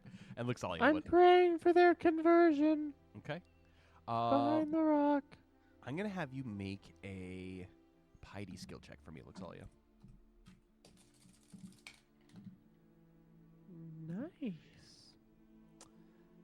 20. This prayer is pretty deep and uninterrupted. Even the fact that you saw this guy come over and try to whack Zil, just completely missing. But you feel kind of almost the sense of calm. You feel like it's gonna be all right. And you hear the smaller guy say, Clearly you can't damage him. Fine. What do you mean by recruit us? What are your terms? Well, we're gonna go after Jackman Knobs. I mean, we're just the bottom of the barrels here. You think we can help with that? If he's the second he sees us, oh, we're gonna be dead. We're gonna be dead men. Clearly, we're already dead men. Do you not trust our ability to uphold our end of the bargain of taking care of those under our care? What would that require of us? Well, I think the biggest help you could be is information, if you have any. Beyond that, you guys are pirates. I presume you know your way around a boat. Oh, and also you need to read this, and I'll come out and hand them copies. Oi, of where'd the- you come from? and then the other Oh. one looks at you and is just like, Wait, it's the vengeful spirit. and he jumps into the tent as he just hides from the previous night. Oh, no, that's just a part I play sometimes. No, I'm just here praying for the conversion of your souls. And I think, oh, you don't know how to read, do you? Oi, who needs to know how to read except a compass? Am I right? And he like points to you as if to agree. Thornton shakes his There's head. some things. Okay. Then you shall attend, the daily service of prayer in Takai Town I'm not going until back we have there. further need of you. Why would I go back there? The other guy peeks his Because head we're out. recruiting you. Because that's what we're gonna leave from? I mean, it doesn't sound so bad. What do you mean it doesn't sound so bad? This sounds boring. Well, I mean, do you want to live? Look at me. I already have... I'm full of holes. Wait, If I'm to you get said holier- boring? I'm already halfway there. You Wait, said no, boring? funny. Sense of I'm humor. serious. And I wink at him. Make a charm skill Why check. do you think working for us will be boring? Boy, I don't want to sit around and listen to prayers all day. I grew up That's just escaping till we all make of our that. preparations. What was that? What Okay, was the let me charm ask you skill? this: why were you working 11. for Knobs? Boy, freedom, treasure, Women. And the guy, as you wink at him, the guy is just like, yes, women.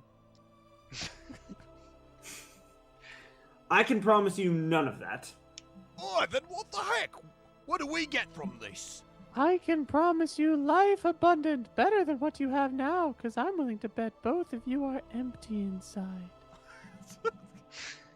make an influence skill check for me. Yes. Also 11. 11. The guy in the tent, he looks at you and he says, It is a little bit lonely out here, isn't it? Boy, speak for yourself. I got a whole fish to myself. I thought we were going to share that. It's not big enough for the two of us. In Tell the me, if long I run- am empty, I am hungry. Will you feed us? We The will. bread that we have lasts forever. We Stale also bread. have regular bread. Oh, I like regular bread. I don't We want we, stale we have bread. both. Just so you know. There's something that they call when I was visiting. Oh, I forget what they call it. It's a salad. There was stale bread pieces they put on top. Forgot what they called them, but that was disgusting. Can I have actual bread, not bread that lasts forever? You can have Unless you both, I mean suppose. Endless supply of bread. But I know your hunger is more than just for the bread that perishes. Yes, sourdough is where we're talking. All right. Maybe you could become a baker. I don't know. But you know, the Lomnia has a better plan for you than the what you're currently on. That much I do know.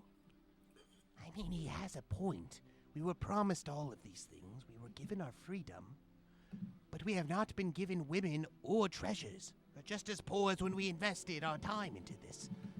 And you're not truly free until you are able to do as you ought. What do you mean, do as I ought? And I want to do as I want. That's Then true you'll never freedom. truly be free, Puts his my hands on his friend. hips. You will be a slave to your passions. Oh, do you Belvin see any will chains poke on me? up. Belvin will poke up and Yes. aim his last 3 kunai at the big fella. Okay. Balben! Wait, do I see this? I'm assuming no. He's kind of behind the group Okay. of you. It's an Right, 18 right, to right. hit. 18 does hit. Oh no. That'll be 14 damage. And Cutting these damage. 3 kunai just implanted. This is a bigger guy, so he's definitely a bigger target. And they played. What? What is this? I thought we were here to talk. It doesn't seem to affect him nearly as much as it affected the other guy. He just plucks him out. Yeah, have me this too, Outer Belvin. layer of protection. This is our compatriot Belben. I had 3 left. I had to. Oi, use come him. down from Honestly, there. you'll probably before I get wring your along neck. best with him over any of us. He's a little rough around the edges. You get down here before I wring your neck. Apologize I- right now. Belvin's You'll not have listening. about as good of a luck as hitting me with your axe. Yeah, you. I'll come to the top of the rock and move this way, but I'm not coming down. I'm not going down there. Why are you throwing knives at us? Just you weren't coming. I'm trying to speed this process along. What did we Belben, do to we're trying antagonize to you? recruit them. If you don't, yeah, but you guys aren't making very good progress. They need to know that they're gonna die if they don't come along. Excuse me? Are you threatening my life? Yes, you are going to die if you don't come along with us. You're going to die in your sin, is what he means. The wages of sin is death. You're all very confusing, lot. Yes, we are. Listen But to we can pay you. You can do what now? Oh, And We then can pay both you. of their heads just snap towards you. yes, pay we us. can pay you in a better life. Oh, And with real I don't money. understand the words coming out of this one. Basically, it's just neither. this foxy lady, pardon me, Cliven. Glyven. Let me get this straight. Yes. Mysterious elf back there. Hmm. I don't know what his deal is. This one here, Neither do we. with the armor, he's impenetrable. He's like Yes. a wall. And then this one Yes. here, Glyven, as you mentioned, is offering me boredom. But life, but boredom. And this one here is threatening to kill me. He's already thrown knives into me and my friends. Does this seem boring to you? This is not boring. Exactly. This is painful. We have wrestling competitions. What now? Like to the death, right? No. No. No. For sport? Yes. Yeah. What am I, back in primary school? Rum is the You went to school? reward for first place. Hey, You don't know me. I may not be able to read, but I did go to school. That tells us all that about the education system of Everlast. Okay. I didn't go to school either. Can you So read? I didn't go to school. Yes, I can actually. Self-taught. Yes, multiple languages, in fact. What? Oh, heck. The other one's just like, you're missing the point now. Fine. And he kind of crawls out, still like half weak. Okay. Back to the Alomnia point at hand. wants you and wants a relationship with you. That's the important thing. We said if we were going to live this life of freedom that we wouldn't bind ourselves to anything such as Alomnia. Jackman Nob said, the only ones that we can trust in this life are ourselves. And, How's that worked out for you? well, I was gonna get some free fish for it. Was it free? Or did your Well- friend have to die for it? I wouldn't necessarily call him a friend. Sorry, Jimmy. But, I have lived this far, and clearly I've put on it. You look at his rotund body. Clearly it's gotten me what I've wanted. To a degree. Belbin will go into his pack and get a steel dagger, steel or iron dagger. What are they? Get a steel dagger Belbin. and just try to chuck it. Belbin. Well, my friend, if you do not repent of your sins, then I suppose all I can do is deliver you over to the demons who already have your attention Wait, and wait, hope wait, that no. you will convert. You're talking about Okay. demons. All right, now, that's where I draw a line. Oh, but you're already friends with them the way you live your life of depravity. Friends with But also, actually, Jackman Nobbs is working with demons. Yes. Just so you're aware. Does a 9 hit? A 9 does not hit. He just throw another dagger and it goes, Okay. Are you are you sure your friend here isn't a demon? He's just No. attacking No, unprovoked. we're not. Or, oh, we're praying he's a work in progress as well. Okay. All right, cool it up Give me there. Luxalia, can you give me one moment? Yes. Here's the deal. We're gonna go fight Jackman Nobbs. We think we can take him, but it's going to take some effort. He's think got a it's gonna take fleet. more than effort. We're gonna need a fleet of our own. That fleet needs hands on deck. The less we have to train, the better. I'm guessing you guys know your way around a boat. Oh, I lived most of my life on a boat. yeah, I did so as well. Excellent. So, we can make a deal where, until we leave, you will go to the prayer service as my friend requested. Bore ourselves half to death. That's fine. You can be bored, but you have to be there. He rolls his eyes. We can go to the prayer service once a day. Your employee will start with us today at 1 EC a day each. That's pretty good. Oi, That's nothing like finding buried treasure. Shut up. Keep Zill, is this listening. coming out of your paycheck? Is this your pocket that these are coming out of? No, dude, we just got 20,000 EC for the boat. So that employs We them can for afford 10,000 this. days. All Hold right. on, there's more to this deal. I thought that was for the boat. Yeah, it is for the Not boat. for the We pay our pirates. people. Well, if we employ them, we pay our people out of the boat. All right, we'll just have to run into That the would be fine. sea demon Fine. again. Kill everyone who's not important to get that money back. So Alomnia starting will today, provide, Belden. We will pay Alomnia you will 1 EC a provide. day. We feed our crew on the regular. We provide entertainment.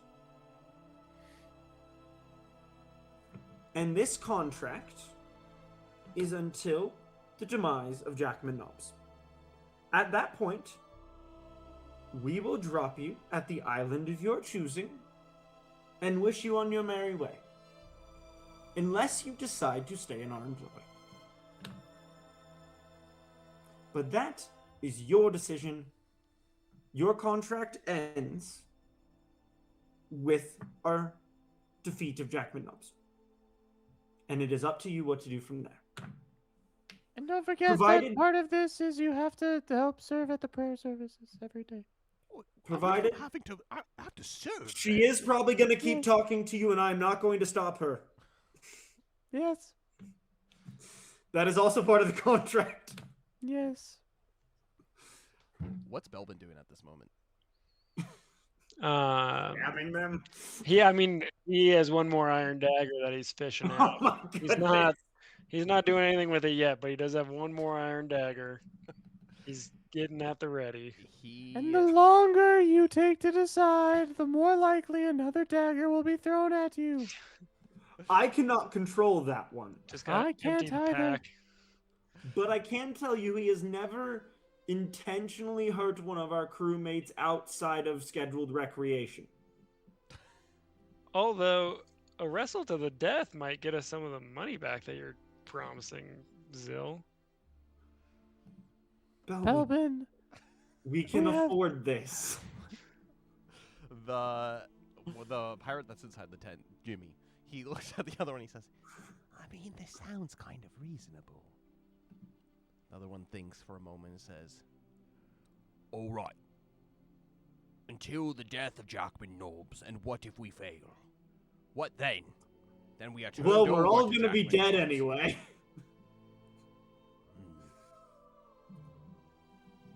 We better make a decision. as he says, as the Belbin's fishing out another dagger. Fine.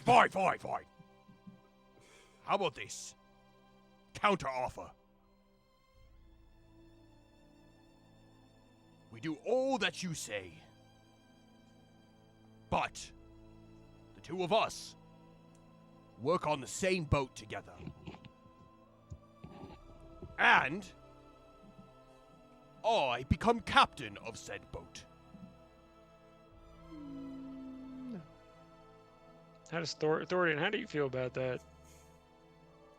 He thinks for a moment, he says, as long as he's not trying to become captain of Alamnia's breath, we can find him another boat. How about...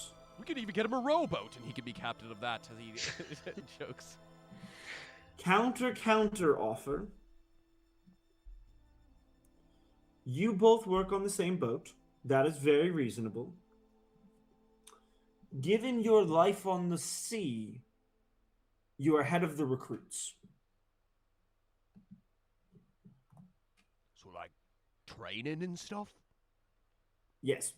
You turned us into quartermasters! From captain to quartermaster! Belvin will throw his last dagger. He can attack roll. That's another 9. It Not good with misses daggers, it. apparently. All right. Master's in the title, I'll take it.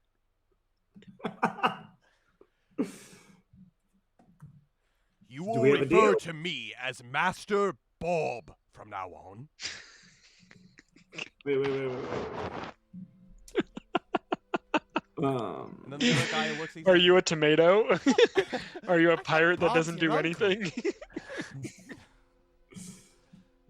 The other guy goes, I thought Bob's your uncle. It's like, oh, I'm not telling him my real name. Can Okay. Luxalia, through the power of prayer and Alamnia, tell him his real name? what do you mean, tell him his real name? Yeah. Like, Prophesy. haha, Alamnia shared to be your real name, you I know? don't think that's how that works, but alright, I'm gonna have you make a piety skill check. You better get a nat Yeah. 16 on this. Oh, come on.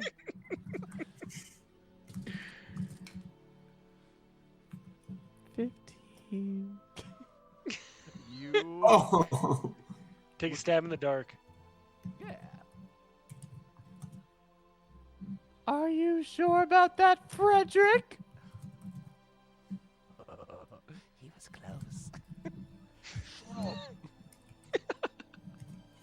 Okay, what's the other guy? Has the other guy said his name? It's Jimmy. Jimmy? Okay. Maybe I'm a distant relative of Jimmy Flapper. Ooh. Jimmy Snap. got a deal. Correct. Captain So what Bob you're gonna at do- your service. Captain Quartermaster Bob's Bob. known nephew. as Fred. Sorry, Master Bob. Master Bob, There we happy go. to have you. Master Bob's nephew. Obviously. Yes. You can't fool us.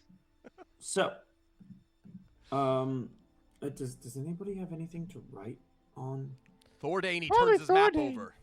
I've got a gold ink pen if you want it. But Why like, do you have send that? it with Oh, them. don't throw I that at me stole it. too. No, next I was going to do the bowling ball, so you're lucky you agreed to the terms early. It's a bowling ball. Jimmy. It's a rock. I think I killed a guy with it. It's a big last rock. night. More of a sphere. Anyways, Thordane, he pulls out a piece of parchment. Okay, can we write a note to Bree? Is it Bree? Who's that? Yeah, Bree's, I don't remember. Bree's the quartermaster, I think. Can we write a note to Bree and Balthazar saying, set these guys up with dinner and onboard them onto the ship, both literally and in employment, and give them a bed to sleep on? Wait, are we working on your ship? Wait, For Jimmy, now, can we talk to Jimmy for 1 sec? What you could say to Jimmy can also be before the ears of a Master Bob. Well, I need to talk to him. Jimmy, how's your eyesight? Pretty good, I guess. Have you ever been a lookout before? All of us take turns looking out on normal ships. Great. Yes. Maybe Jimmy can replace Sariel. Quick, Jimmy. How many trees are in that? Wait, how many birds are in that tree? Which tree? There's I lots. point to that tree over there. 4. Is he right? Make a wisdom skill check. This tree right here. You turn around. Make a wisdom skill check. Wisdom 10. There's no way of knowing, but probably 4. Great. Let's have him It's a big replace tree. Sariel. We can leave Sariel at Decay Town. Thornton says, that "What do you was have not against firing Sariel? Sariel. She's awful. She's She- just young. You We're would need to not have firing patience for the Sariel. youth. I have, Everyone starts from somewhere. I have better eyes than her, and I'm not even an elf. Doesn't matter. Doesn't mean all elves. Are you being elfist? Am I being Yes. elvish? No, I'm not elvish. Sariel is, and she sucks. Well, some are elves and some are elf-ish. Okay, we're missing the point here. Back to Bob. Back to your question, That's Master Bob's nephew, Bob. not Bob. Master Bob. Right now, you're going to start on our ship because that's the only one we have in Decay Town. Wait. We're working to- You're going to fight Jackman Nobbs with only one ship. He's got No. a fleet. I'm aware. Easily We are 70 We plus. are working with King Nalgoric in Flamongolith, or Flomberge, to amass other ships. We just only have one ship in Decay Town right now. So right now, the only place for you to eat and sleep is on our boat. Once we get to Flomberge, we can reassign you. Do you think Bree is gonna beat him with Martha since she's the quartermaster, not him? Bree. He's Sounds not like the a quartermaster of woman's name. Alania's breath. Are you saying women are Yeah. going to be beating us on this ship? With which? If you Probably. misbehave, yes. Be afraid of Bree. Ripped. She is scary. Yes. Small smile pops up on. Hey, we didn't promise you women. No, we did not. No matter what it sounds like, we did not promise you women. We promise you a modest amount of money. Modest is hottest.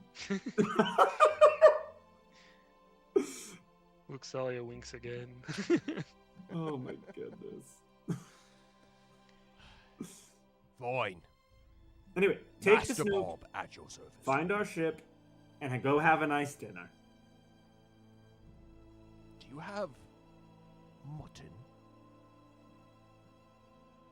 I don't know. Who No, do I I need to think you talk to burned to it get all. some mutton?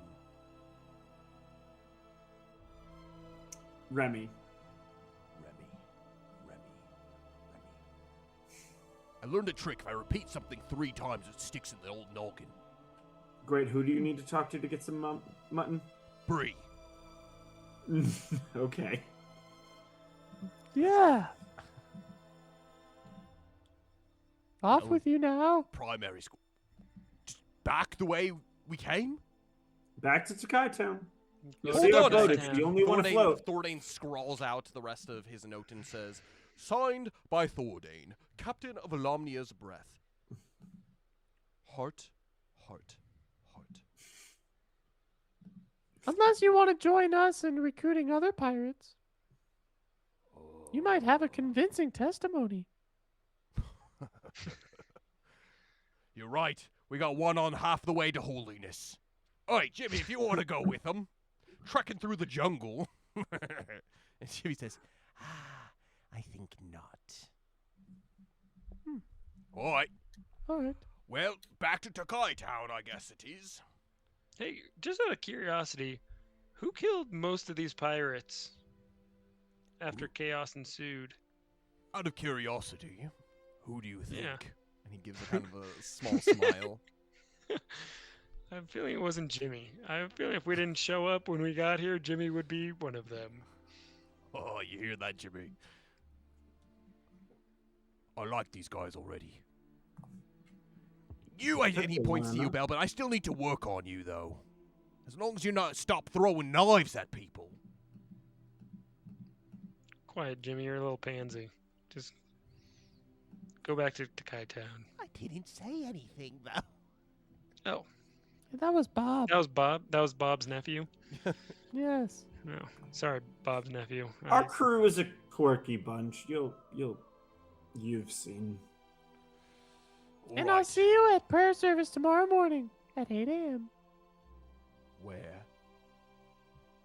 Obviously in the temple. Oh, the one that I took a poo on the altar. Yes, And then that he one. looks- And maybe you can atone for your sin. I don't know what that means. Probably shouldn't have said that. You're right, she's the vengeful spirit. Be careful what you say.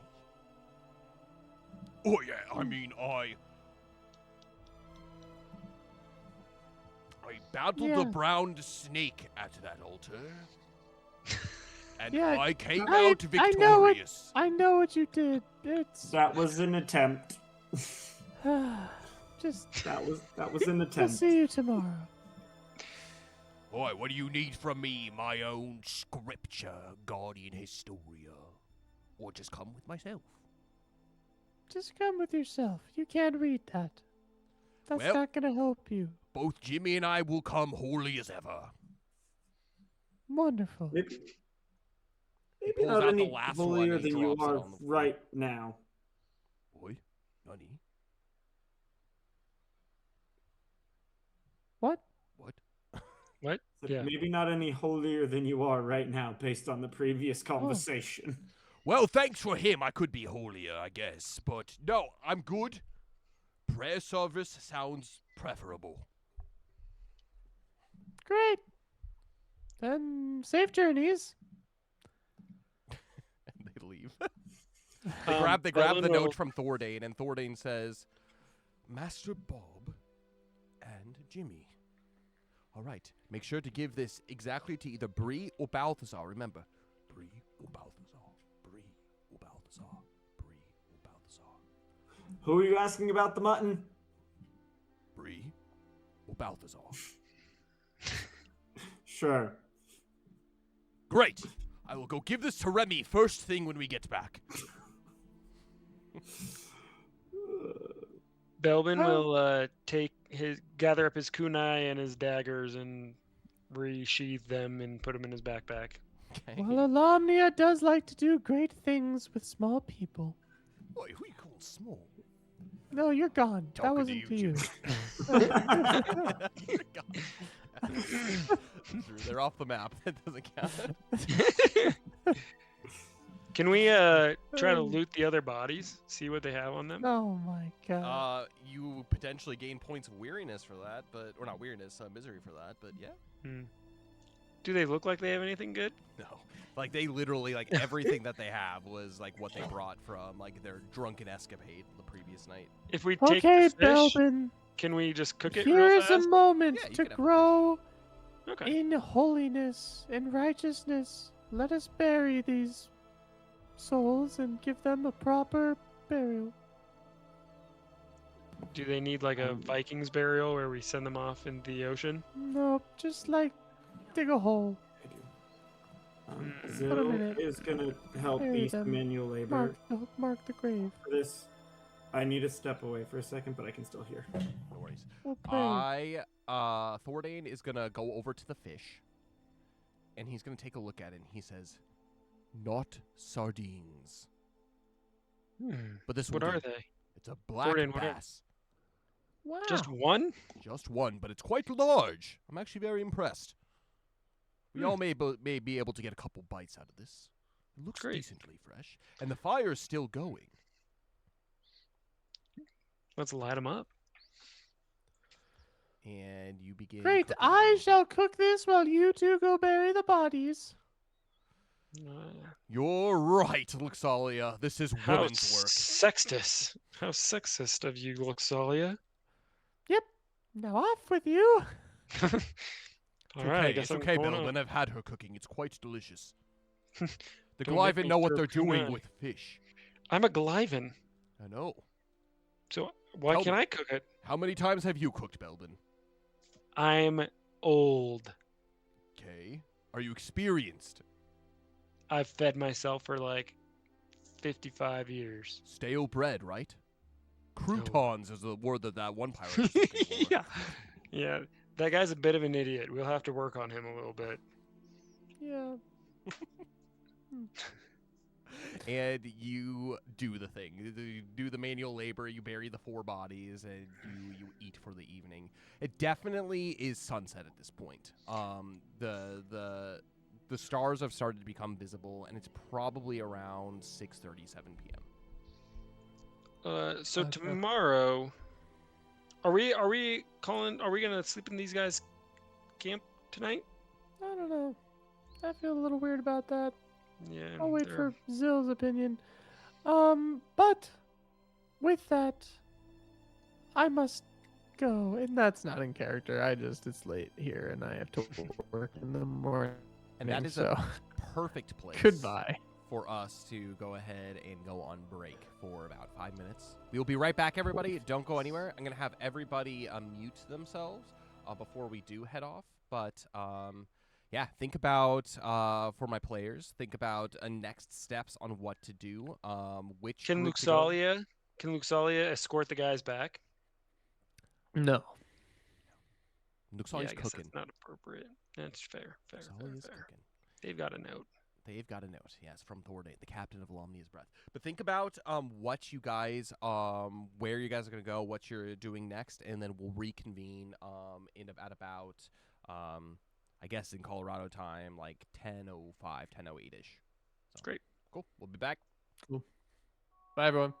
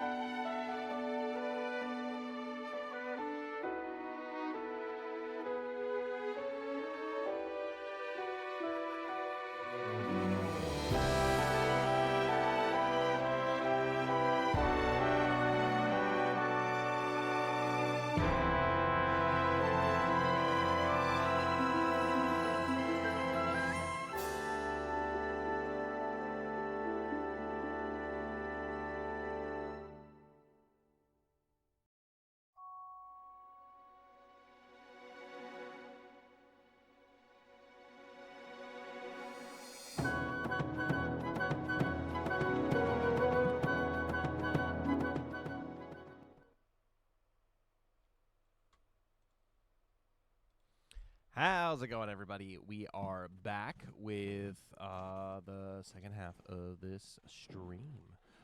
Cole did have to peace out a bit, so I'm going to go ahead and pull up his character model here. And with that, let's go ahead and jump into decisions. So, what do you guys think about which direction? Are you guys going to head south? Okay, first of all, are you staying for the evening? Or two, are you going to continue your journey? Are you going to go north towards the northern footprints? Or are you going to go south towards the mangroves in the southern kind of swampy area? Was there something we were expecting to find in the mangroves? Well, there were a set of footprints that were going there. Oh, okay. So there was. I guess I missed that detail. Sorry.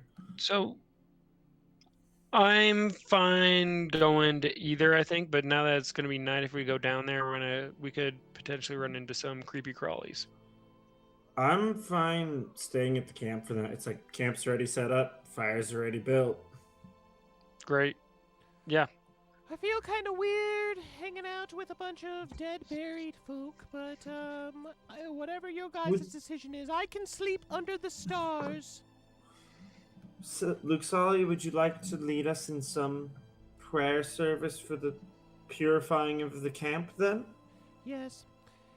She pulls out her Guardian Historia, and she begins to read some scripture, and she concludes, And may the souls of the faithful departed, through the mercy of Alamnia, rest in peace. Amen. and she, you guys hang out for the evening. What are you guys going to do to set up watches for the night? So Thordain, again, only needs 4 hours of sleep in order to get his full, basically, rest for the night. So he can stay up for most of it, but we need at least one other person to be lookout for the rest in.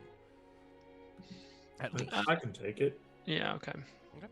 Cool. And so, Luxalia, she's going to go ahead and kind of find a place by the fire, and she's going to pull out a, basically like a sleeping bag from like her bag, and she's going to go up by the fire and begin to sleep. You got your choice of 310 Spellman. I'm taking the one on the right, I think. This one? Yeah. Cool. And Thordain, he asks you, Zul, do you want the first watch or the second watch? I'll take the first watch. Okay, sounds great. I will be right over here under this beautiful Arctic wolf fur skin. And he's going to go in there and sleep. Cool. So you can go ahead and set yourself up wherever you think you're going to get the best views. Probably the best views are if you make your way up on top of this rock pile. You can kind of get a 360 of the area, the surrounding area. I'm going to go up there. Just kind of question for watching. Like, can I be doing something? Yeah, I mean, like, you can, like, passively be doing something unless you're, like, really concentrating on something. Then any check that you're going to make if you're, like, really concentrating. Like, for example, if you're, like, up there and, like, you're, like, cleaning, like, an axe. Or, like, if you're, like, sharpening something. Or if you're, like, whittling. Like, something that's kind of, like, passive, you'll be able to do it normally. But if you're, like, repairing gear and actively doing that, I'm going to have you make your checks at, like, despair. If I was, like, sharpening or cleaning an axe... Mm-hmm. Would that, like, contribute to, like, it regains one durability? Or anything? Or is it just flavor? I would say, like, mostly flavor, but, like, if you get a high enough roll, I'll let you do one durability for, like, cleaning and, like, maintaining. Okay. I think the flavor is fine enough because they'll just, like, cleaning his axe, but... So, I'll be... kind of upkeeping my gear as much as I can to not hinder my watch. I'm going to have you then, if you're going to do that, make a physical skill check for me. 12. 12. Yeah, you could go ahead and repair one durability to whatever you're working on. Great. My Leviathan axe is getting concerningly low. Good. It was at 4. Now it's up to 5. Oh, heck yeah. Heck yeah. But I'm gonna have you make a wisdom skill check as you look around in the night. Finally! At 16. The evening passes by quite undisturbed. Probably from the fact that the volcano erupted a few days back. Everything seems relatively quiet here. As I had mentioned when you were walking the mountain path, everything is peaceful. But probably as you reach around midnight-ish, you begin to hear something on the wind. It's difficult to make. It's like different kinds of tones, different kinds of pitches. But as you concentrate and you focus, it almost brings out more of like an eerie feeling. It almost sounds like screams. But they're so distant and they're so faint that you... It could be anything. Okay. You head over to his tent and you wake him up and his eyes just wide open. He's like, "Is everything okay?" And he grabs his bow and like his quiver. Nearby, yes. But Thording, what do your elf ears hear? He makes his way out into the fire. The fire is definitely going down to like a kind of like more like a crackle, like smolder, kind of embers at the bottom, and he walks a little bit away from that so that it's behind the rock. And he says, "Which direction?" I point in the direction they sounded. It's difficult loudest. to tell. It's genuinely like you have no idea. Like it just feels like it's being carried on the wind. He looks around and he like really like narrows his gaze. Can I tell which way the wind is blowing? The wind is blowing kind of from like an east to west generally. So then I point east. Okay.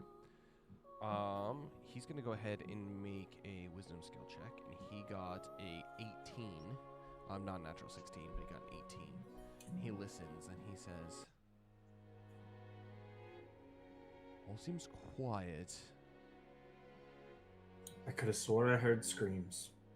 Screams, you say? And he narrows his ears even more and like really focusing, and like you could tell he closes his eyes and like you could see him go down to like his knees, and he like begins to like feel like the dirt and like the earth as he almost as if he's like trying to pick up some kind of like almost like tremors or anything that are going on there. And he says, "Unfortunately, I don't hear anything. I don't feel as if anything is wrong."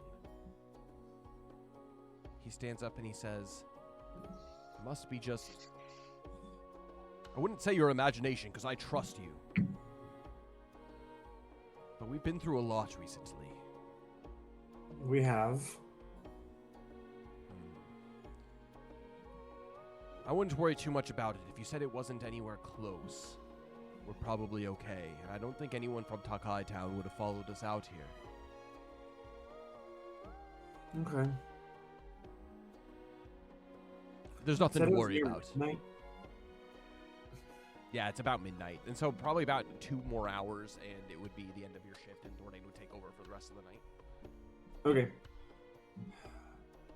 Go back to bed. I'll You do so. break if anything else comes up.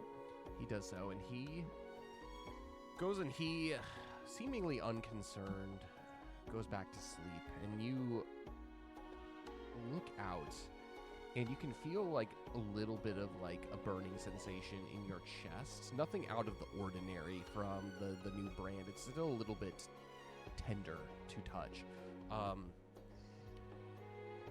And like the events of basically everything that you had just gone through yesterday begin to kind of wash over you. What this could all mean, what basically the next steps are, and you generally begin to think to yourself, like, what is it that you need to do? What is your purpose? What does this new Goric mean? You have maybe a general idea, but this is kind of your opportunity to be able to think on it. I'm going to have you make a knowledge skill check for me. Dirty 16. You rack your brain, you rack your memories for this, and you think back to the initial times that you got your first markings for Rune Lord and being burned by the forge, and you remember the pain that it felt, but you also remember there was a time before that happened that you began to make kind of connections to where this would be, like where this would come from. You always were told to be safe, to work smart, and to use your past experiences to guide the direction in which you understood things. You were always told that all things happen for a reason. And Alamnia shows his signs.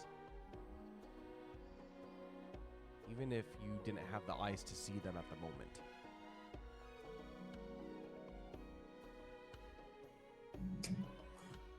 I'm just gonna kind of start talking out loud, but like quietly.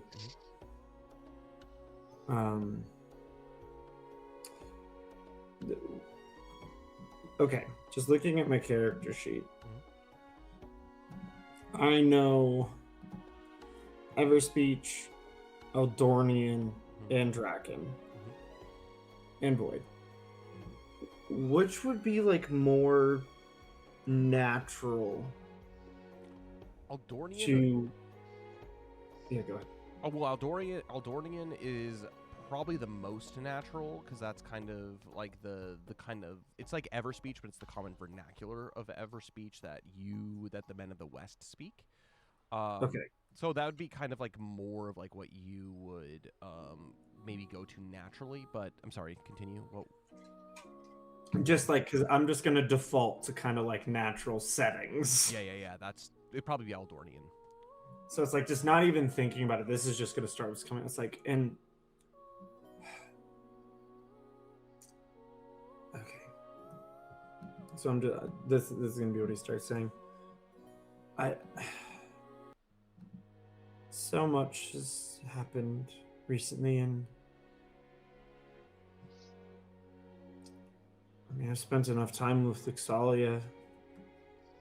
Something's out there. She calls it Alamnia.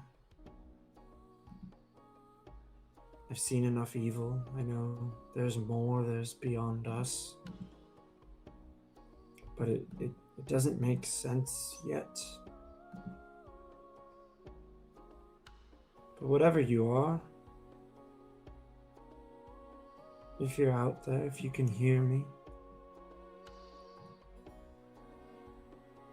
why me? I've lied, I've cheated, I've stealed, I've hurt. When I first got this gift, I used it for myself. And it went wrong. It's taken years and still little progress has been made. Why me?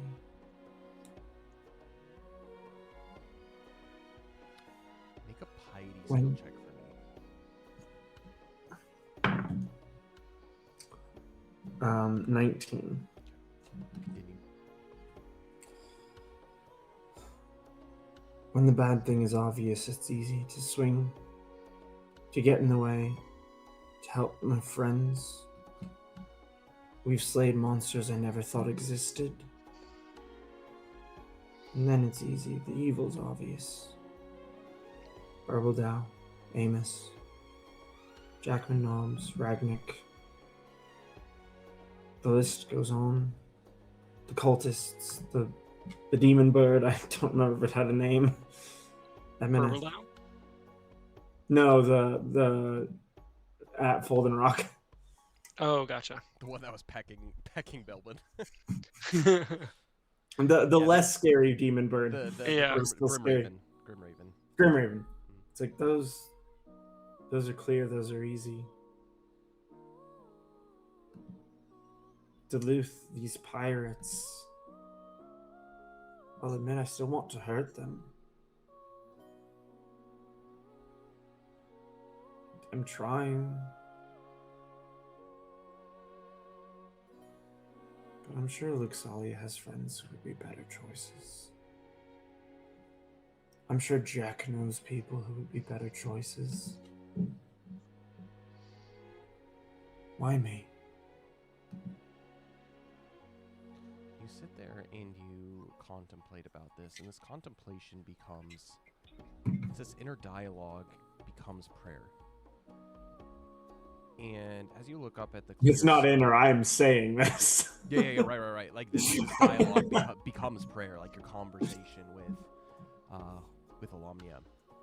And you look up at the sky, and you see that there are many stars miles upon miles upon miles away. And you feel so small and insignificant in this moment. You don't hear any voice or any divine intervention that comes to you, but there is kind of where this burning sensation is on your chest. You gain kind of like this feeling, this understanding, and this thought pops into your head. And all that you can think on repeat in your brain is, because I've made it so.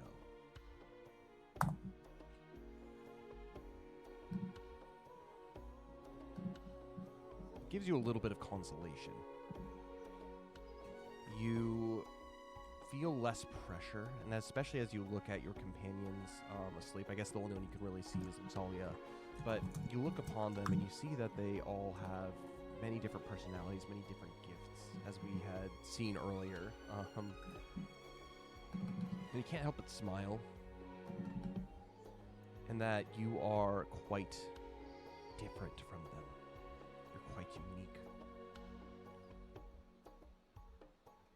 But you kind of come to this realization that, why you? Because he willed it to be so.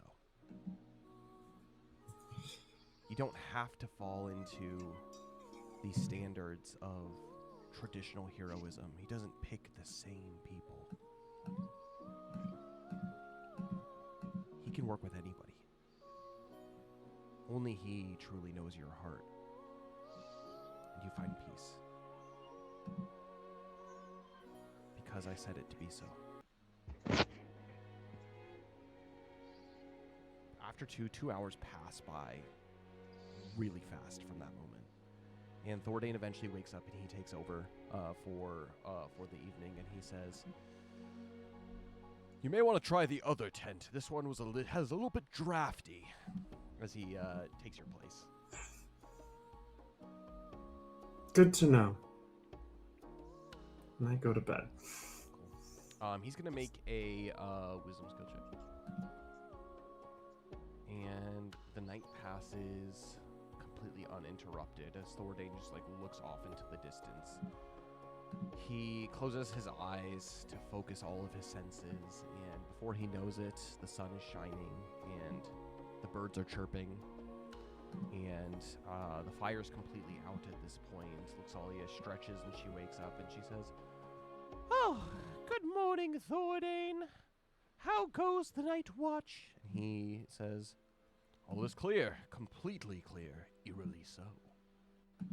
But I think we're safe. Which leads us to a decision that I think we need to wake everybody up to make this decision. What do we do now?"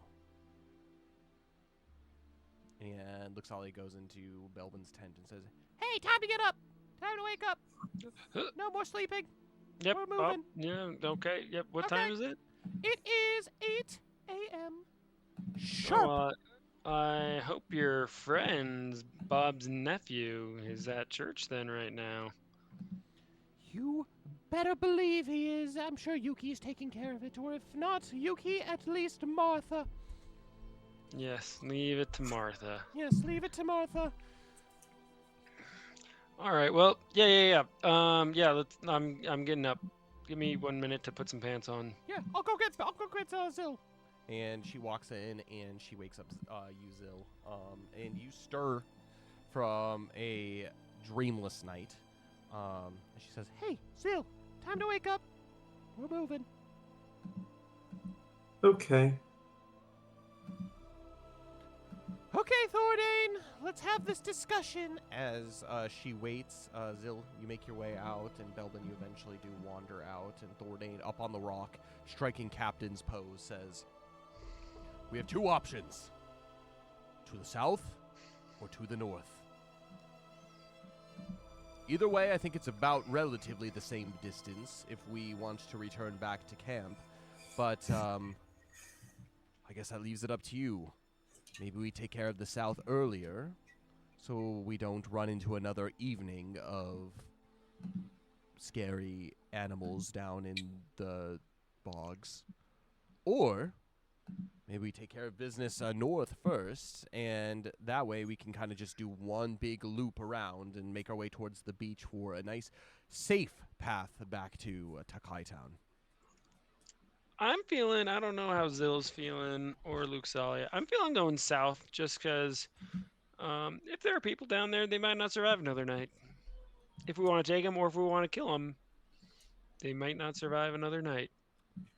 Who's to say they haven't been on the move this whole time too? We need to pick up True. tracks as much as we can, and maybe the bog is the best place to mask traps, or not traps, tracks. Traps too, potentially. I think that might be a good idea. What do you think, Luxalia? What do you think, Zil? Makes sense to me. Okay. So, make sure if you've got boots to wear them. Trudging through swamps are not the most pleasant things. There's many things that live in the mud. Poisonous things. Barbed things. Who knows? And he looks at Luxalia's feet and just like her like open-toed geta, and it's just like, it might not be the best idea to walk barefoot through a mangrove. Would the bog do anything to my Shalanthel boots? Do I need to take them off? I mean, your boots are pretty nice. I don't necessarily know if they would. They'd probably protect you more than anything. It's pretty easy to clean off boots.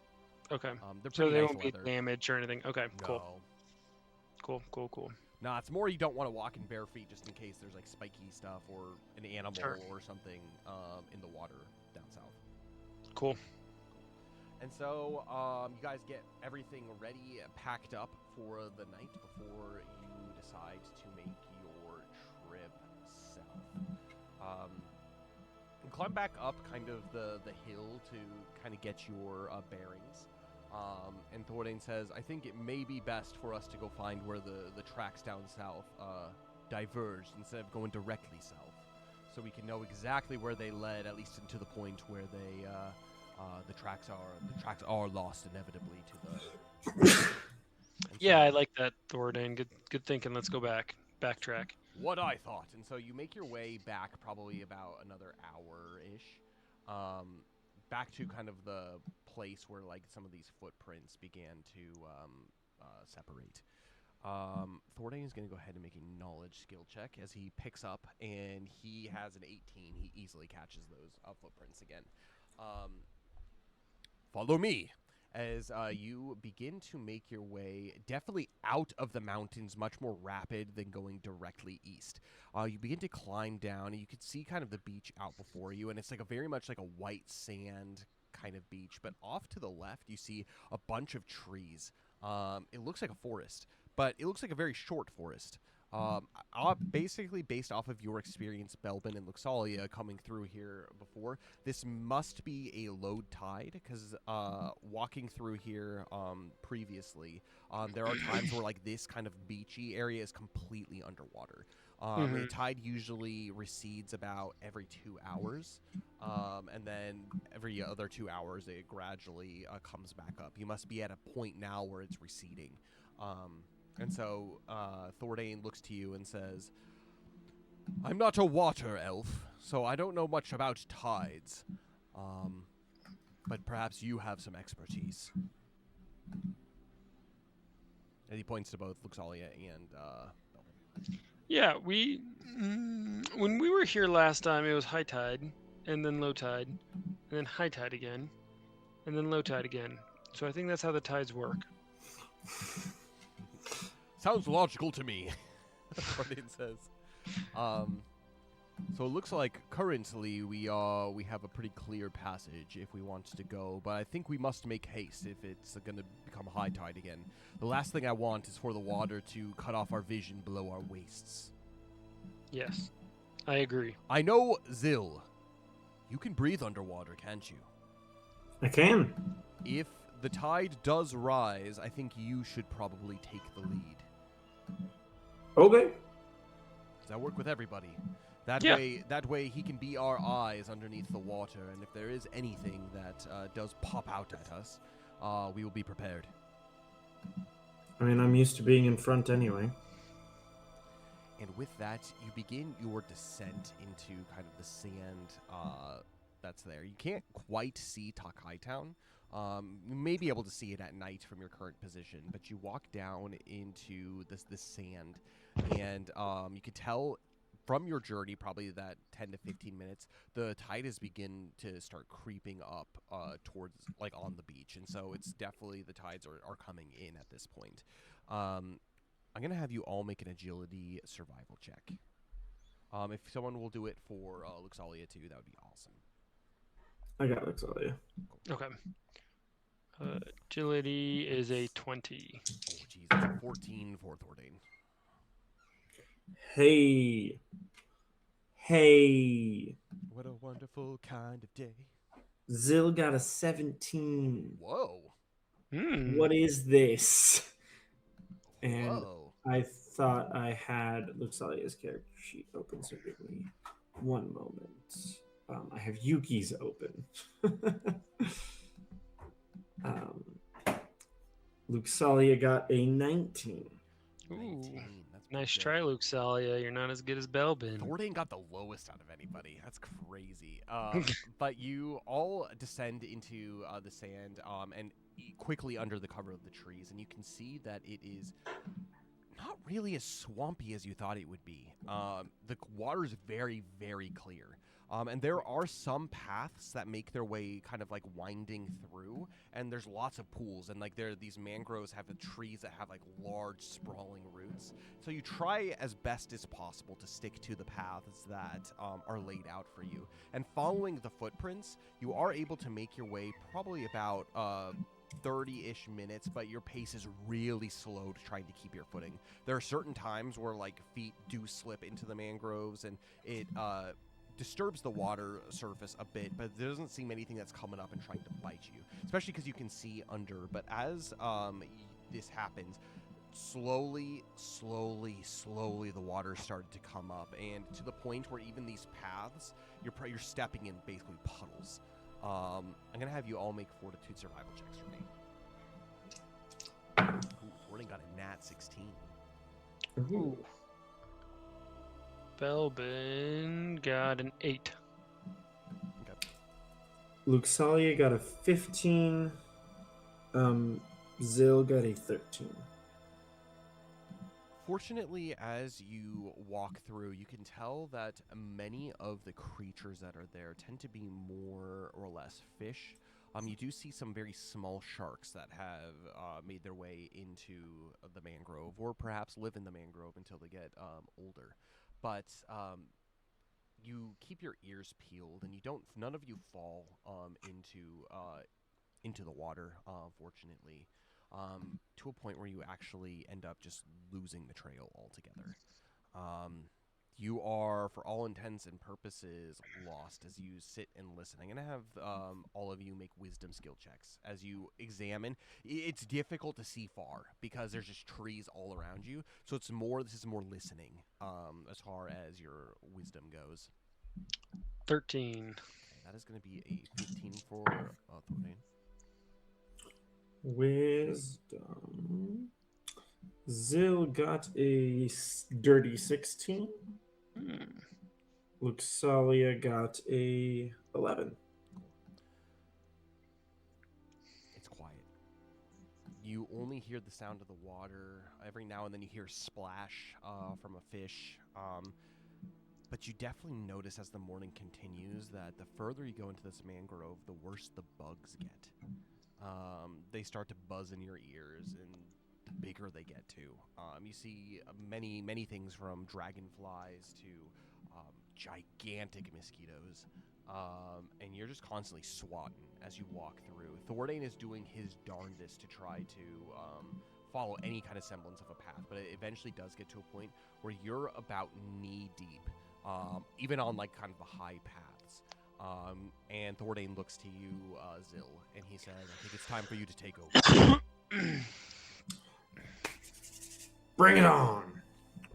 And as you continue to walk, you basically like lay down into the water and you kind of swim forwards, leading the way a little bit. And you continue for about 10 to 15 minutes of swimming. And it is crystal clear water, so you can see lots. That is until, Zil, you find what looks to be a set of boots that are trapped in the roots of one of the mangroves, almost as if the people who are walking through here had to abandon them because they got so tangled up in there. I'm going to have you make a knowledge skill check for me. Knowledge. And they're very stuck. Like, you have to, like, really physically pry them out in order to get them. 7. They look pretty worn, but they don't look ancient. There's no algae or anything that have begun growing on them. You're not able to tell how old they are, but you pull the boots out of the water and you show them to the rest of your company. I just found these guys. And as a They tracker, definitely- Zil, what should that tell you? I don't know. Someone was here. Exactly, meaning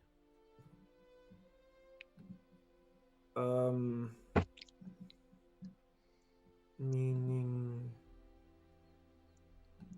he sits patiently waiting as you wrestle it through your mind. But when we're saying that they're not here anymore,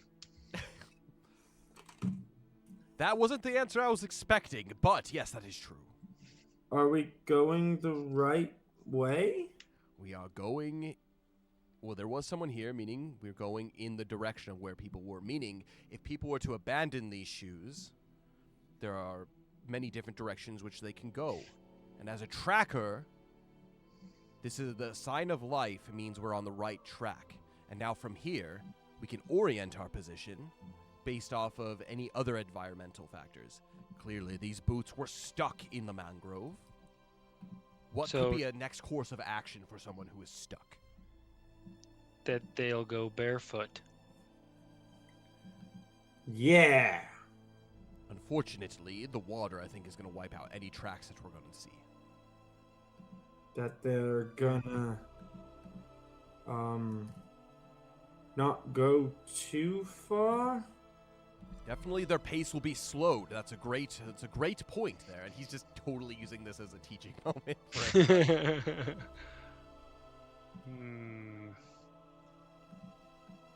So should we try to find the owners? I think that's going to be our quarry that we're after. And if there are many people that went through this direction, there will be signs other than just looking down. If somebody were to get stuck here, they would have, I'm assuming, grabbed the tree and to try to free themselves in order to get some leverage. Are there any broken branches? Are there any things that people used to stabilize themselves as they made their way in a specific direction? Looks like not a lot of people travel through here, so any sign of something out of place, something that humans could have done, I think is going to be our next direction. And with that in mind, I'm going to have everybody make wisdom skill check, or knowledge skill checks, but they're going to be with hope. Hey. Oh, good thing. Well, Actually, it doesn't really matter for Thordane. He got 8. 12 for Belbin. My hope didn't really matter either. 9 for Zil, Nat 16 for Luxalia. Hmm. As you look around this tree specifically, Zil, you go underneath the water and look to see if there is any other signs of any articles of clothing or anything like that. You don't find anything. And Thordane, he's looking around kind of on the north side of the tree. He's not able to find anything. And Luxalia, she is actually looking on the south side of the tree. And she finds that there is...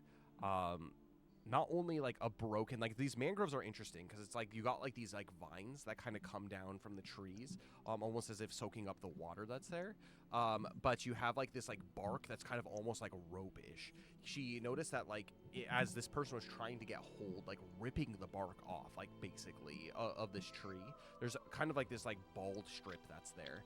And she looks up to see if there's any other like handholds that people used, and there are a bunch of these vines from the top of the trees that have either been damaged, ripped, or like strangled in like a not like a clear direction, but like if you didn't know what you were looking for, but in a direction southeast of your current location. It looks like many people were like grabbing in order to try to stabilize themselves the tree branches, kind of these vines that were above, making their way in that direction. Luxalia, can you tell if it was a man or a woman? No, who do you think I am? I'm not Thordane. And Thordane says, I don't think I would have been able to tell you that. All I know is that it looks like a bunch of people came through this direction. Good, I will make trackers of you all yet. Great. Well, should we keep going this direction? I do believe so. Zil, as you make your way down below, you see that there is like really no clear path here. Almost as if these vines went through some of kind of the deeper pools. As if like they're maybe were like swimming through this, or maybe if it was low tide, but chances are it was probably high tide when they made their way through this area. They probably panicked and they started swimming. But while they're swimming, grabbing vines in order to try to help pull them in a specific direction, which is why many of these were probably pulled from their from the treetop. Well, should we follow the broken vines? We're gonna have to go for a swim, Zil. It does appear that way. All right, he rolls up. He has his boots on, but Thordane, he rolls up his pant legs to his knees, and he rolls up his sleeves as well, and he says, okay, I'm ready, as he begins doing some stretches. Looks like he is about ready to go as you begin to see one by one wade into the water. You must be our eyes, Zil. I mean, you can see decently well below because it's like daytime, but as the last person makes their way in, there's a kind of a small movement along the bottom of the, like in the sand, that you can very clearly see, Zil. Something is hiding itself underneath the sand. I'm gonna just kind of poke it with like the butt of my axe. Is Zil underwater right now, or is he just wading in?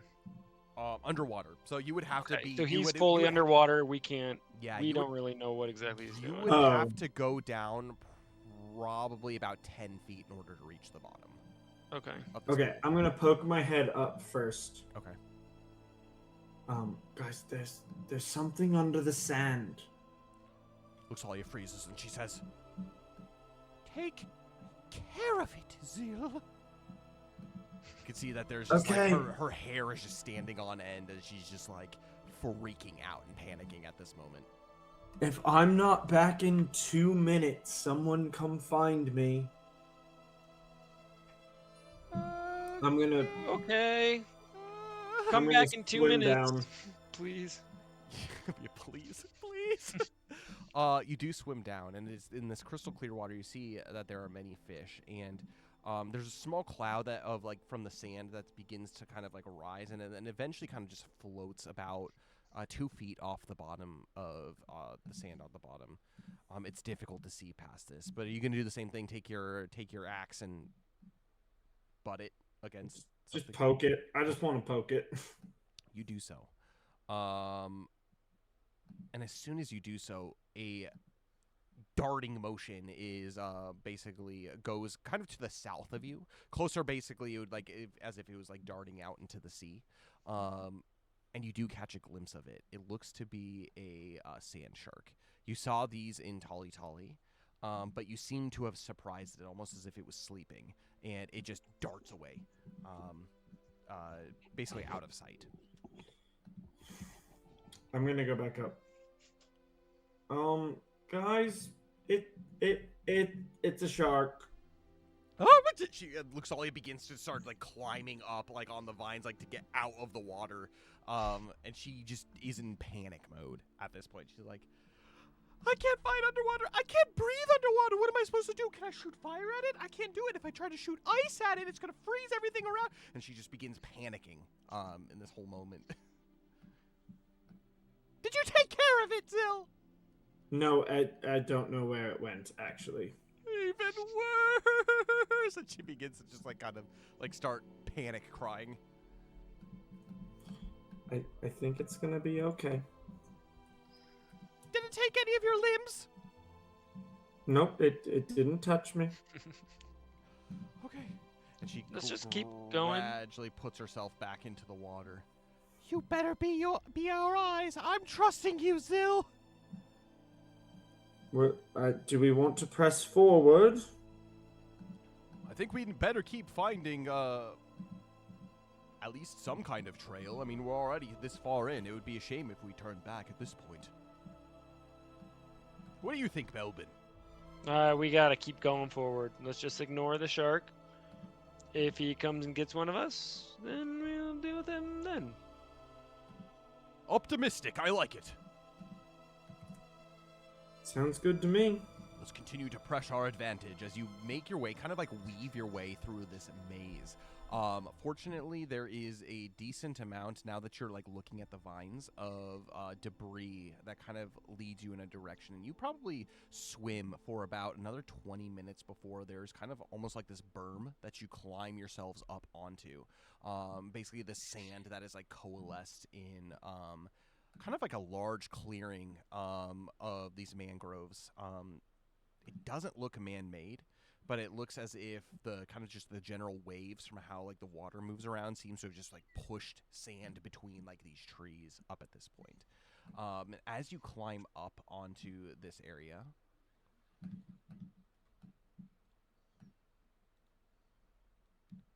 you begin to see what look to be tents that were pitched. They are empty, and they look like they've been here for not very long. Is the fire still hot? Fire's not hot, but it doesn't look like it was put out either. Hello. There any Nobody footprints? here. There are many footprints that are around, and basically, well, it is difficult to tell a little bit, but there definitely seems to be, like, on all sides of this kind of berm, like, feet, like, movement, like, in all directions. I'm going to have all of you make a knowledge skill checks for me. That's a 12 for Thordain. 7 for Belbin. Knowledge 14 for Zill. And 13 for Luxalia. Between the four of you, you are able to pick out separate tracks. There are about 6 tracks here. You look inside the tents and you see that stuff has been left in these tents. They didn't pack up and leave. And then Thordain looks and he sees that there is one set of tracks that is different. It looks to be something very large, dragged itself across the sand that is on this berm. What direction did the footprints? I guess we only come from or go. Because the footprints that were here, but they seem to be leaving in all directions. Like there's a couple sets that went here, and there's a set that's here, and then there's also like some sets that are here. The big set that was different? the big dragging one went from this direction to this direction. almost as if it just came right over the top of it. Well, I think that we remember seeing some sort of crocodiles around. That's true. Big Could crocodiles, Belbin- if it was the case. Could Belbin make some sort of check to see Um, if it would look like a crocodile? As you examine, you see that there is drag marks and then what look to be kind of like claws on either side. But yeah, go ahead and make a knowledge skill check for me. 4. For it, difficult to tell. I mean, your intuition, I think, is there. Whatever it is, it's not good. And it's big. That's the one thing that you can Yeah. tell. Is Right. it's you. Crocodiles are pretty native to Erun, which is the southern continent where the Glyven initially are from. You wouldn't have been there.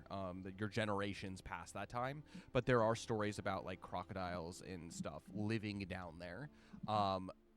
But they don't seem to be like as big as this creature is. It just seems big, whatever it is, and it came right through here. Well, should we keep moving on? Try to find the tracks of wherever the other people scattered, or do we want to try to handle this big thing head on? I mean, should we go fight it? I don't see why not. We're just here for some fun, eh? I mean, we didn't get a fight the last pirates. It would be fun to fight something. I mean, if it's trying to eat us, but I don't think we should go looking for trouble, Zill. Some of us can breathe underwater, some of us cannot. Well, what if we Take it on, coexist Zill. land? 1v1. I don't know what it is, so I don't want to agree to that. Coward. Yep. Don't worry, I'm just as afraid. If anything, I'm more afraid. This terrifies me.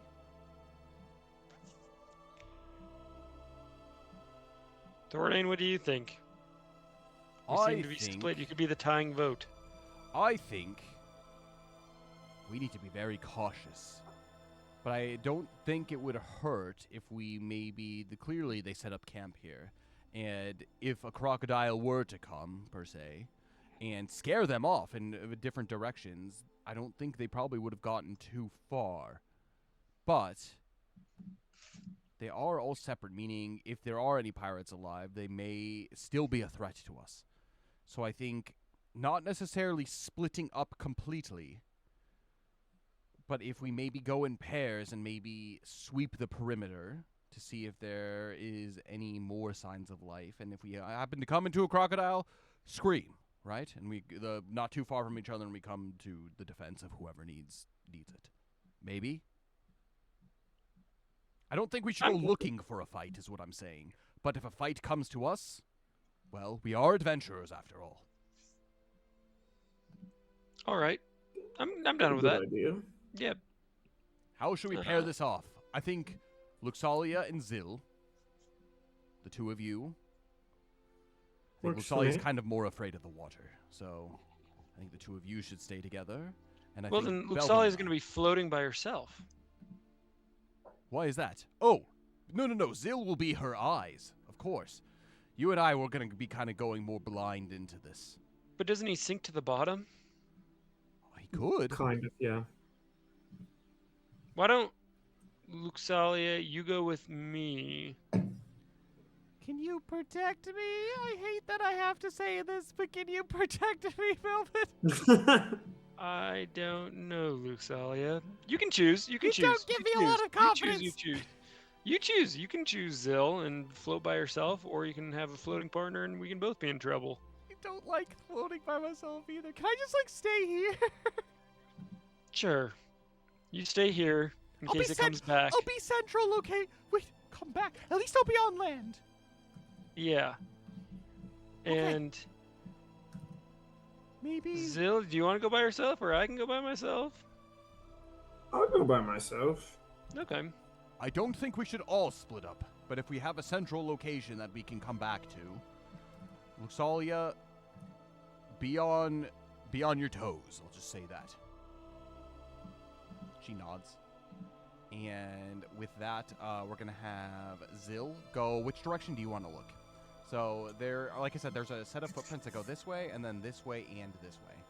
And then basically from this side to this side is the way that the large crocodile beast went. I'll follow the dragon. Okay. So I'll follow the And crocodile. This way. Which way do Thordane and Belbin want to go? The other way, the opposite of Zill's.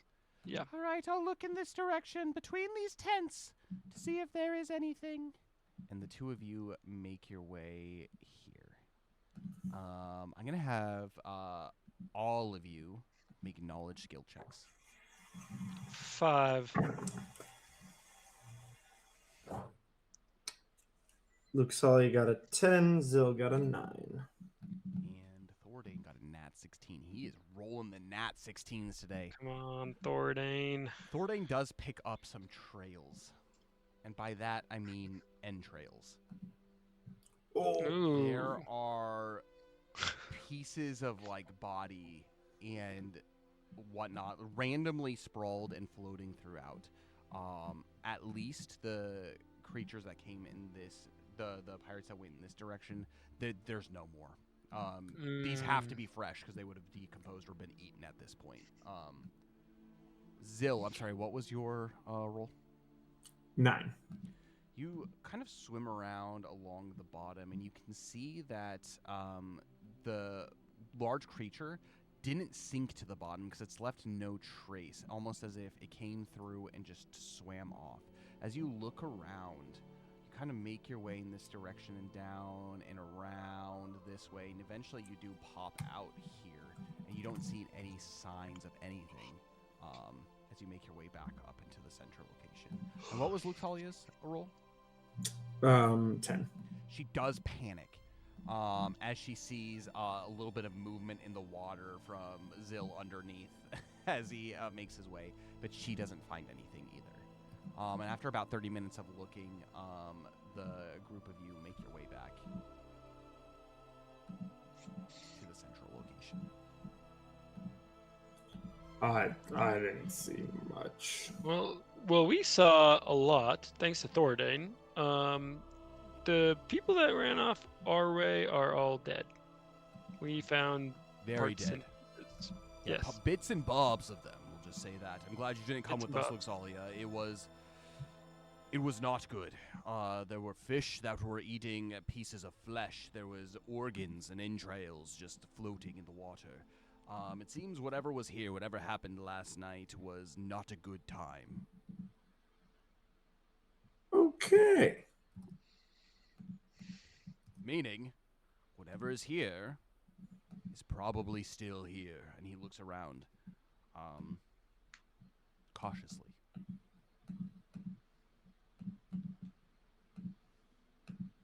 Well, We should probably get out of here then. I think that is an astute observation, Belbin, as he looks around and he says, I'm not one for counting bits and pieces of bodies, but I think if there are pirates that are dead and they're not in a group together, I don't see their chances of survival being very high.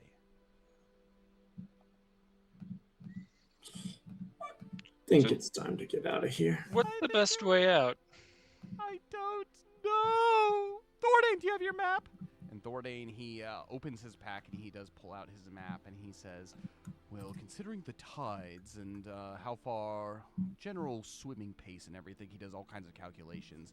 And he says, if we go anywhere due east, and he kind of orients himself, he actually looks at this tree and he climbs up it as far as he possibly can. I'm going to go ahead and roll a dexterity skill check. He got 19. So he climbs up the tree and he is up at the top and he's kind of like looking out. And he says, this direction is north, as he points this direction, and this direction is east. Any of those directions are going to lead us out of this place. There is the ocean to our west. To the east and to the south of us is nothing but ocean and more mangrove. I think if we swim in either of those directions, maybe the quickest would be if we go northward. Seems we're more kind of towards the upper part of this swamp than anything. If we go north, yeah, do we get out of this faster before the tide continues to rise? I think so, but if we, and he thinks for a moment, we're not going to be able to find the tracks. We're going to have to wade our way through wilderness in order to find the tracks again. If we do go west, however, we could potentially meet up with the tracks of where we were before, but it is a little bit of a longer swim out of here.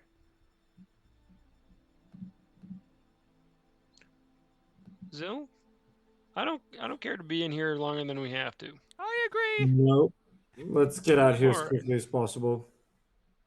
It's funny. It's North it is. I think it's hilarious. We come into Takai Town with like 80 pirates like invading, and we're like not afraid at all. And then it's just like, well, there's might be like a giant crocodile or something here, and I'm peeing myself. We Not can reason actually. with pirates. That's true. We did We can't convince reason with Master crocodiles. Bob to join us. We did. And Jimmy. Yes, and Jimmy. Yes.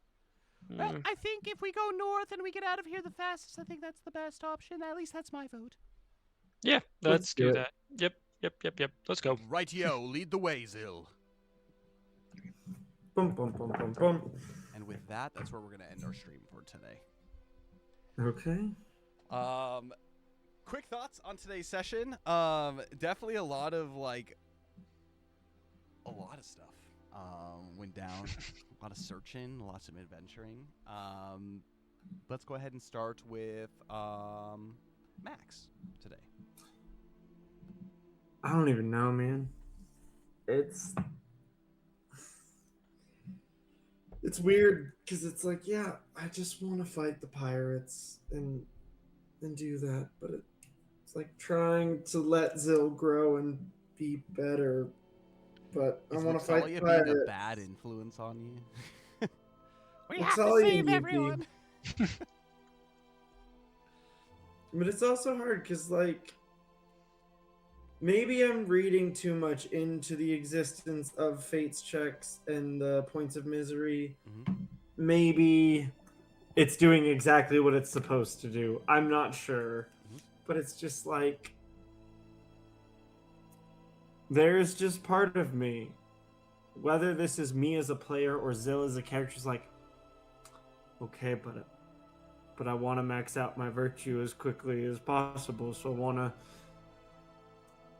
try to do things that'll trigger a roll or avoid things that will make me roll for misery, and it's like, I don't know. So Well, But, like, the how whole do I balance- purpose of like the misery system is for character growth in any either direction. The one thing Yeah. about like traditional RPGs, specifically like D&D, where it's just like you have your 9 different levels of good, neutral, chaotic, and Mhm. evil and neutral and good and that kind of stuff. But my issue with that is it kind of sticks your character into very one-dimensional, and it's just like, well, my character wouldn't do this because I'm like this, and it restricts your ability to grow. And what makes an interesting character, especially I find playing a character that's interesting, is the ability for change and how the environment affects you. And so I think Mhm. it's working as it's supposed to, because it's the goal, as an adventurer being chosen by Alomnia, is supposed to go towards goodness. There should be a draw for that.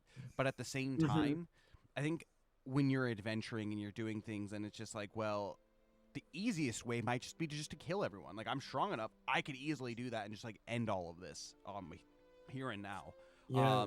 Especially as you get into points of Vice, and I really like the way Connor was playing it in Vice, where it's just you kind of you're role playing your character in a way where it's just you're not necessarily evil, but you're more numb to for example, throwing kunai and daggers into people just randomly, and it's just I'm getting impatient with this. Let's just freaking end this. I'm sick of this. Where all right, well, I'm also making a decision to try to give up this sword and go forward and try to be better. But it's also not an easy thing to do either. And so like the growth shouldn't just be like I go in like 3 sessions from like vice all the way to virtue. Like it's not realistic in like how that would happen. And so like I think you guys are playing it well, and based off of like where your characters like alignments are, I think you guys are doing a good job of playing those and kind of like answering those questions, because it's just like if you make like this like great triumphant arc and go into virtue, that doesn't mean you're immune to falling into neutral or vice again, right? It's like as an adventurer, I mean, I you just see fell stuff. into neutral last session. Exactly. And so you see stuff, and so like these are like points where like you should like be like questioning whether it's like you question the adventure you were on, or it's just like you begin to just even question yourself. You could even question your faith or things like that. And so like these are very realistic things, and which is kind of one of the main purposes of Everlast. Like this is something where there's a punishment for being like just straight up evil, where I think some tabletop RPGs like there's pretty much only good benefits from being like good and virtuous. The negative sides is you can't do things the easy way because like your personality doesn't let you do it. And so it's just like sometimes things are harder than necessary because of that, but you get a lot more benefits of being in virtue, where it's like when you're like in the negative, like things are easier and those decisions are easier to make.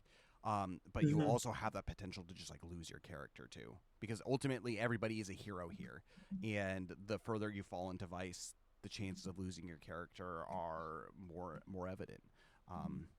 And so like I think you guys are playing it well as far as that, and I think it's great for roleplay moments, because uncertainty breeds intrigue and interest as far as like how you guys are going. You don't become one-dimensional essentially. Yeah. So it's fascinating, just like trying to keep that balance of, okay, I want to like, I feel like that balance right now is Zill's starting to have a desire like for the good. Like, I mean, he's offering these people like second chances and jobs, partially because like he's seen it work with Duluth, but it also maintains like just his utter lack of patience with it. It's like, guys, I'm giving you a good deal, take it, or like let's move on. And there's also going to be NPCs too that like just aren't even willing to listen to like things, and so it's just like no matter how much like this might work for one NPC, but there might be some NPCs that are like pretty evil and they just want nothing to do with it. And so it's just like one of those things where there's even growth in the NPC, and I love like one of my favorite parts is how you guys deal with the NPCs and get yourself out of situations or into situations, because it makes me think on my toes and it's interesting to me as well. So very much live storytelling. Yeah, there's also just the fun flair for the dramatic of like you get 3 free shots. Right.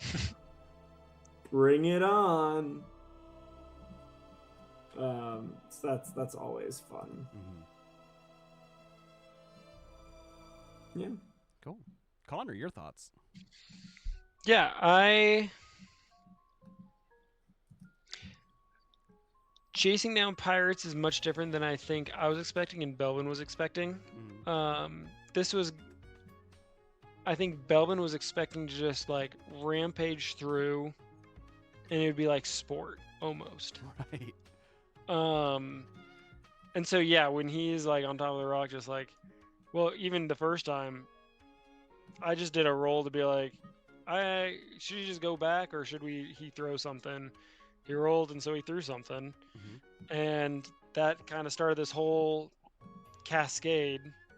I was actually kind of surprised that Belvin didn't take any misery, but on this, like at the same time, rolling a natural 16 with Kunai, like he's never used Kunai before. I was like, I was expecting him to just clink off of things and just be like, whoa, what was that? And then Belvin like scuttles off again, you know? Right. But then he killed the guy, and like it's like, oh wow, I need to get out of here. And then you can just hear everything else that's starting to ensue, and it's like, huh, that didn't go nearly as I thought it would or as planned, you know. And so there definitely is a tension within Belbin of creating chaos just for like chaos's sake, and somewhat of an arc. But I mean, I think you're right. I think it's not just an uphill, or it's not just all uphill. There are plenty of like down moments, up moments, and just like kind of depending on the day, like maybe Belwin didn't sleep well and so he's thrown those kunai, or maybe who knows, you know.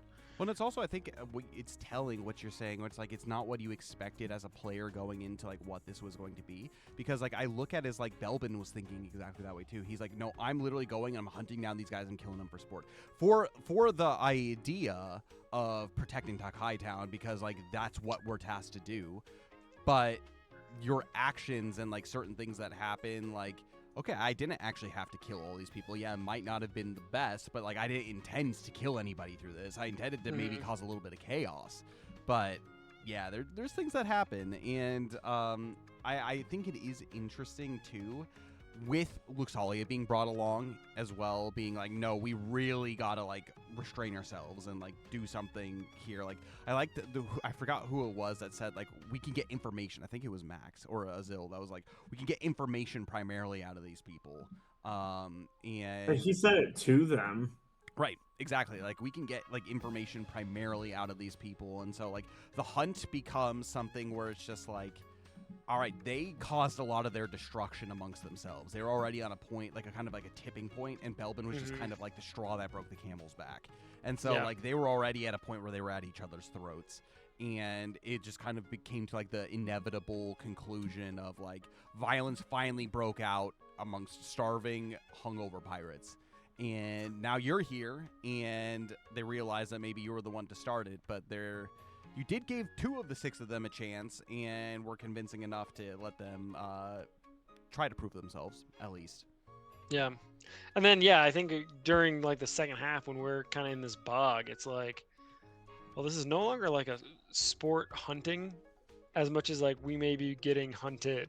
Yeah, it becomes like survival almost at that Yeah, point. and it totally changed from like, yeah, the pirates in the forest are just like, it's like shooting fish in a barrel. Like they're not gonna do much damage to us. They're just gonna be pretty easy to kill if we kill them. But this thing, whatever it did, and it like chomps them in half. It's like, okay, well, I don't know if we actually want to get into a fight with this thing. So it's like, yeah, I think it's time to hightail it out of here and go back to where it might be a little more fun, you know? This plays a lot to some of my own like fears. Like I like swimming, I like water, but I don't like this kind of water. And like personally speaking, like I've kind of played myself into Luxalia there. I'm like, I can't see what's under me, and so like this is not my favorite thing that's going on.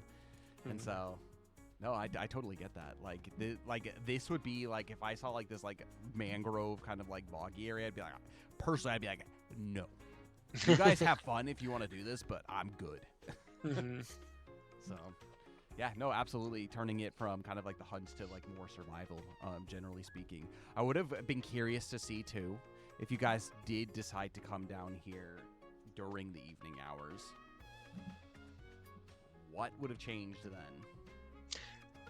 I mean, I had a hunch I knew what was going on during those screams, but Belvin was asleep, which is probably a good thing. Ooh, I didn't even make that connection. Oh really? Oh yeah, I was like, oh, someone's dying down there. I thought it was connected to the new rune, and like just I thought it was something slightly demonic. I didn't make that connection. And this would have been really far away. So getting that Nat 16 on that listing, and again, talking about like when we got Nat 16s on like certain checks, like I think those really helped with kind of like some of those like story-driven elements where it's just like, again, kind of like God's hand of providence down here on it as far as like the way that the story direction goes. It's completely unintended, and yeah, it's interesting. Well, and then I think the other thing that at the very start, I was rolling like lights out. I was rolling like 10s and above, and I was like, wow, this usually doesn't happen. This is great. And then about halfway through, I was like, oh, well, I'm rolling like 3s and 4s now. And it's like, that's fine, because they were mostly knowledge checks, and like Thoradane was killing it at that point. So I was like, oh, you can carry the group right now. But it's just interesting, the ebbs and the flows, and like when the natural 16s come out, they do have the potential to change the story very significantly. Also natural ones too. Like I think Yeah. that a lot of people are just like, oh, natural ones is like the worst thing ever. But it's like I actually think natural ones can create some of the best story moments. Because it really forces you to think on your toes. It's just like, oh crap, like what I did like not just didn't work, it really didn't work. How am I getting out of this? Or things like that. And obviously some like natural ones are probably more higher stakes than others, but I don't know. I just think it's really interesting to see like how you guys are dealing with this and just like how the dice are rolling too is pretty fun to see. Mm-hmm. Yeah, Yeah, I also like we're how many months into the Amos joke? Yeah. Oh That yeah. was a natural one. Oh yeah. Exactly. right. And it's literally so like, stupid, but it won't go away because I won't let it. well, like natural 16s, they help with like adjust the story in the way of like how the players want, and like natural ones adjust the story into like not how we expected it to be, and that's an interesting point. And especially when it comes like with the whole idea of specifically this like Everlast role-playing game and the idea of like Alomnia's Providence. It's like you guys are in a place right now where you are like chosen by Alomnia to do certain things, and so like certain like intuitions, insights, sometimes things just happen to go in your favor because it's like you're doing God's work. Right?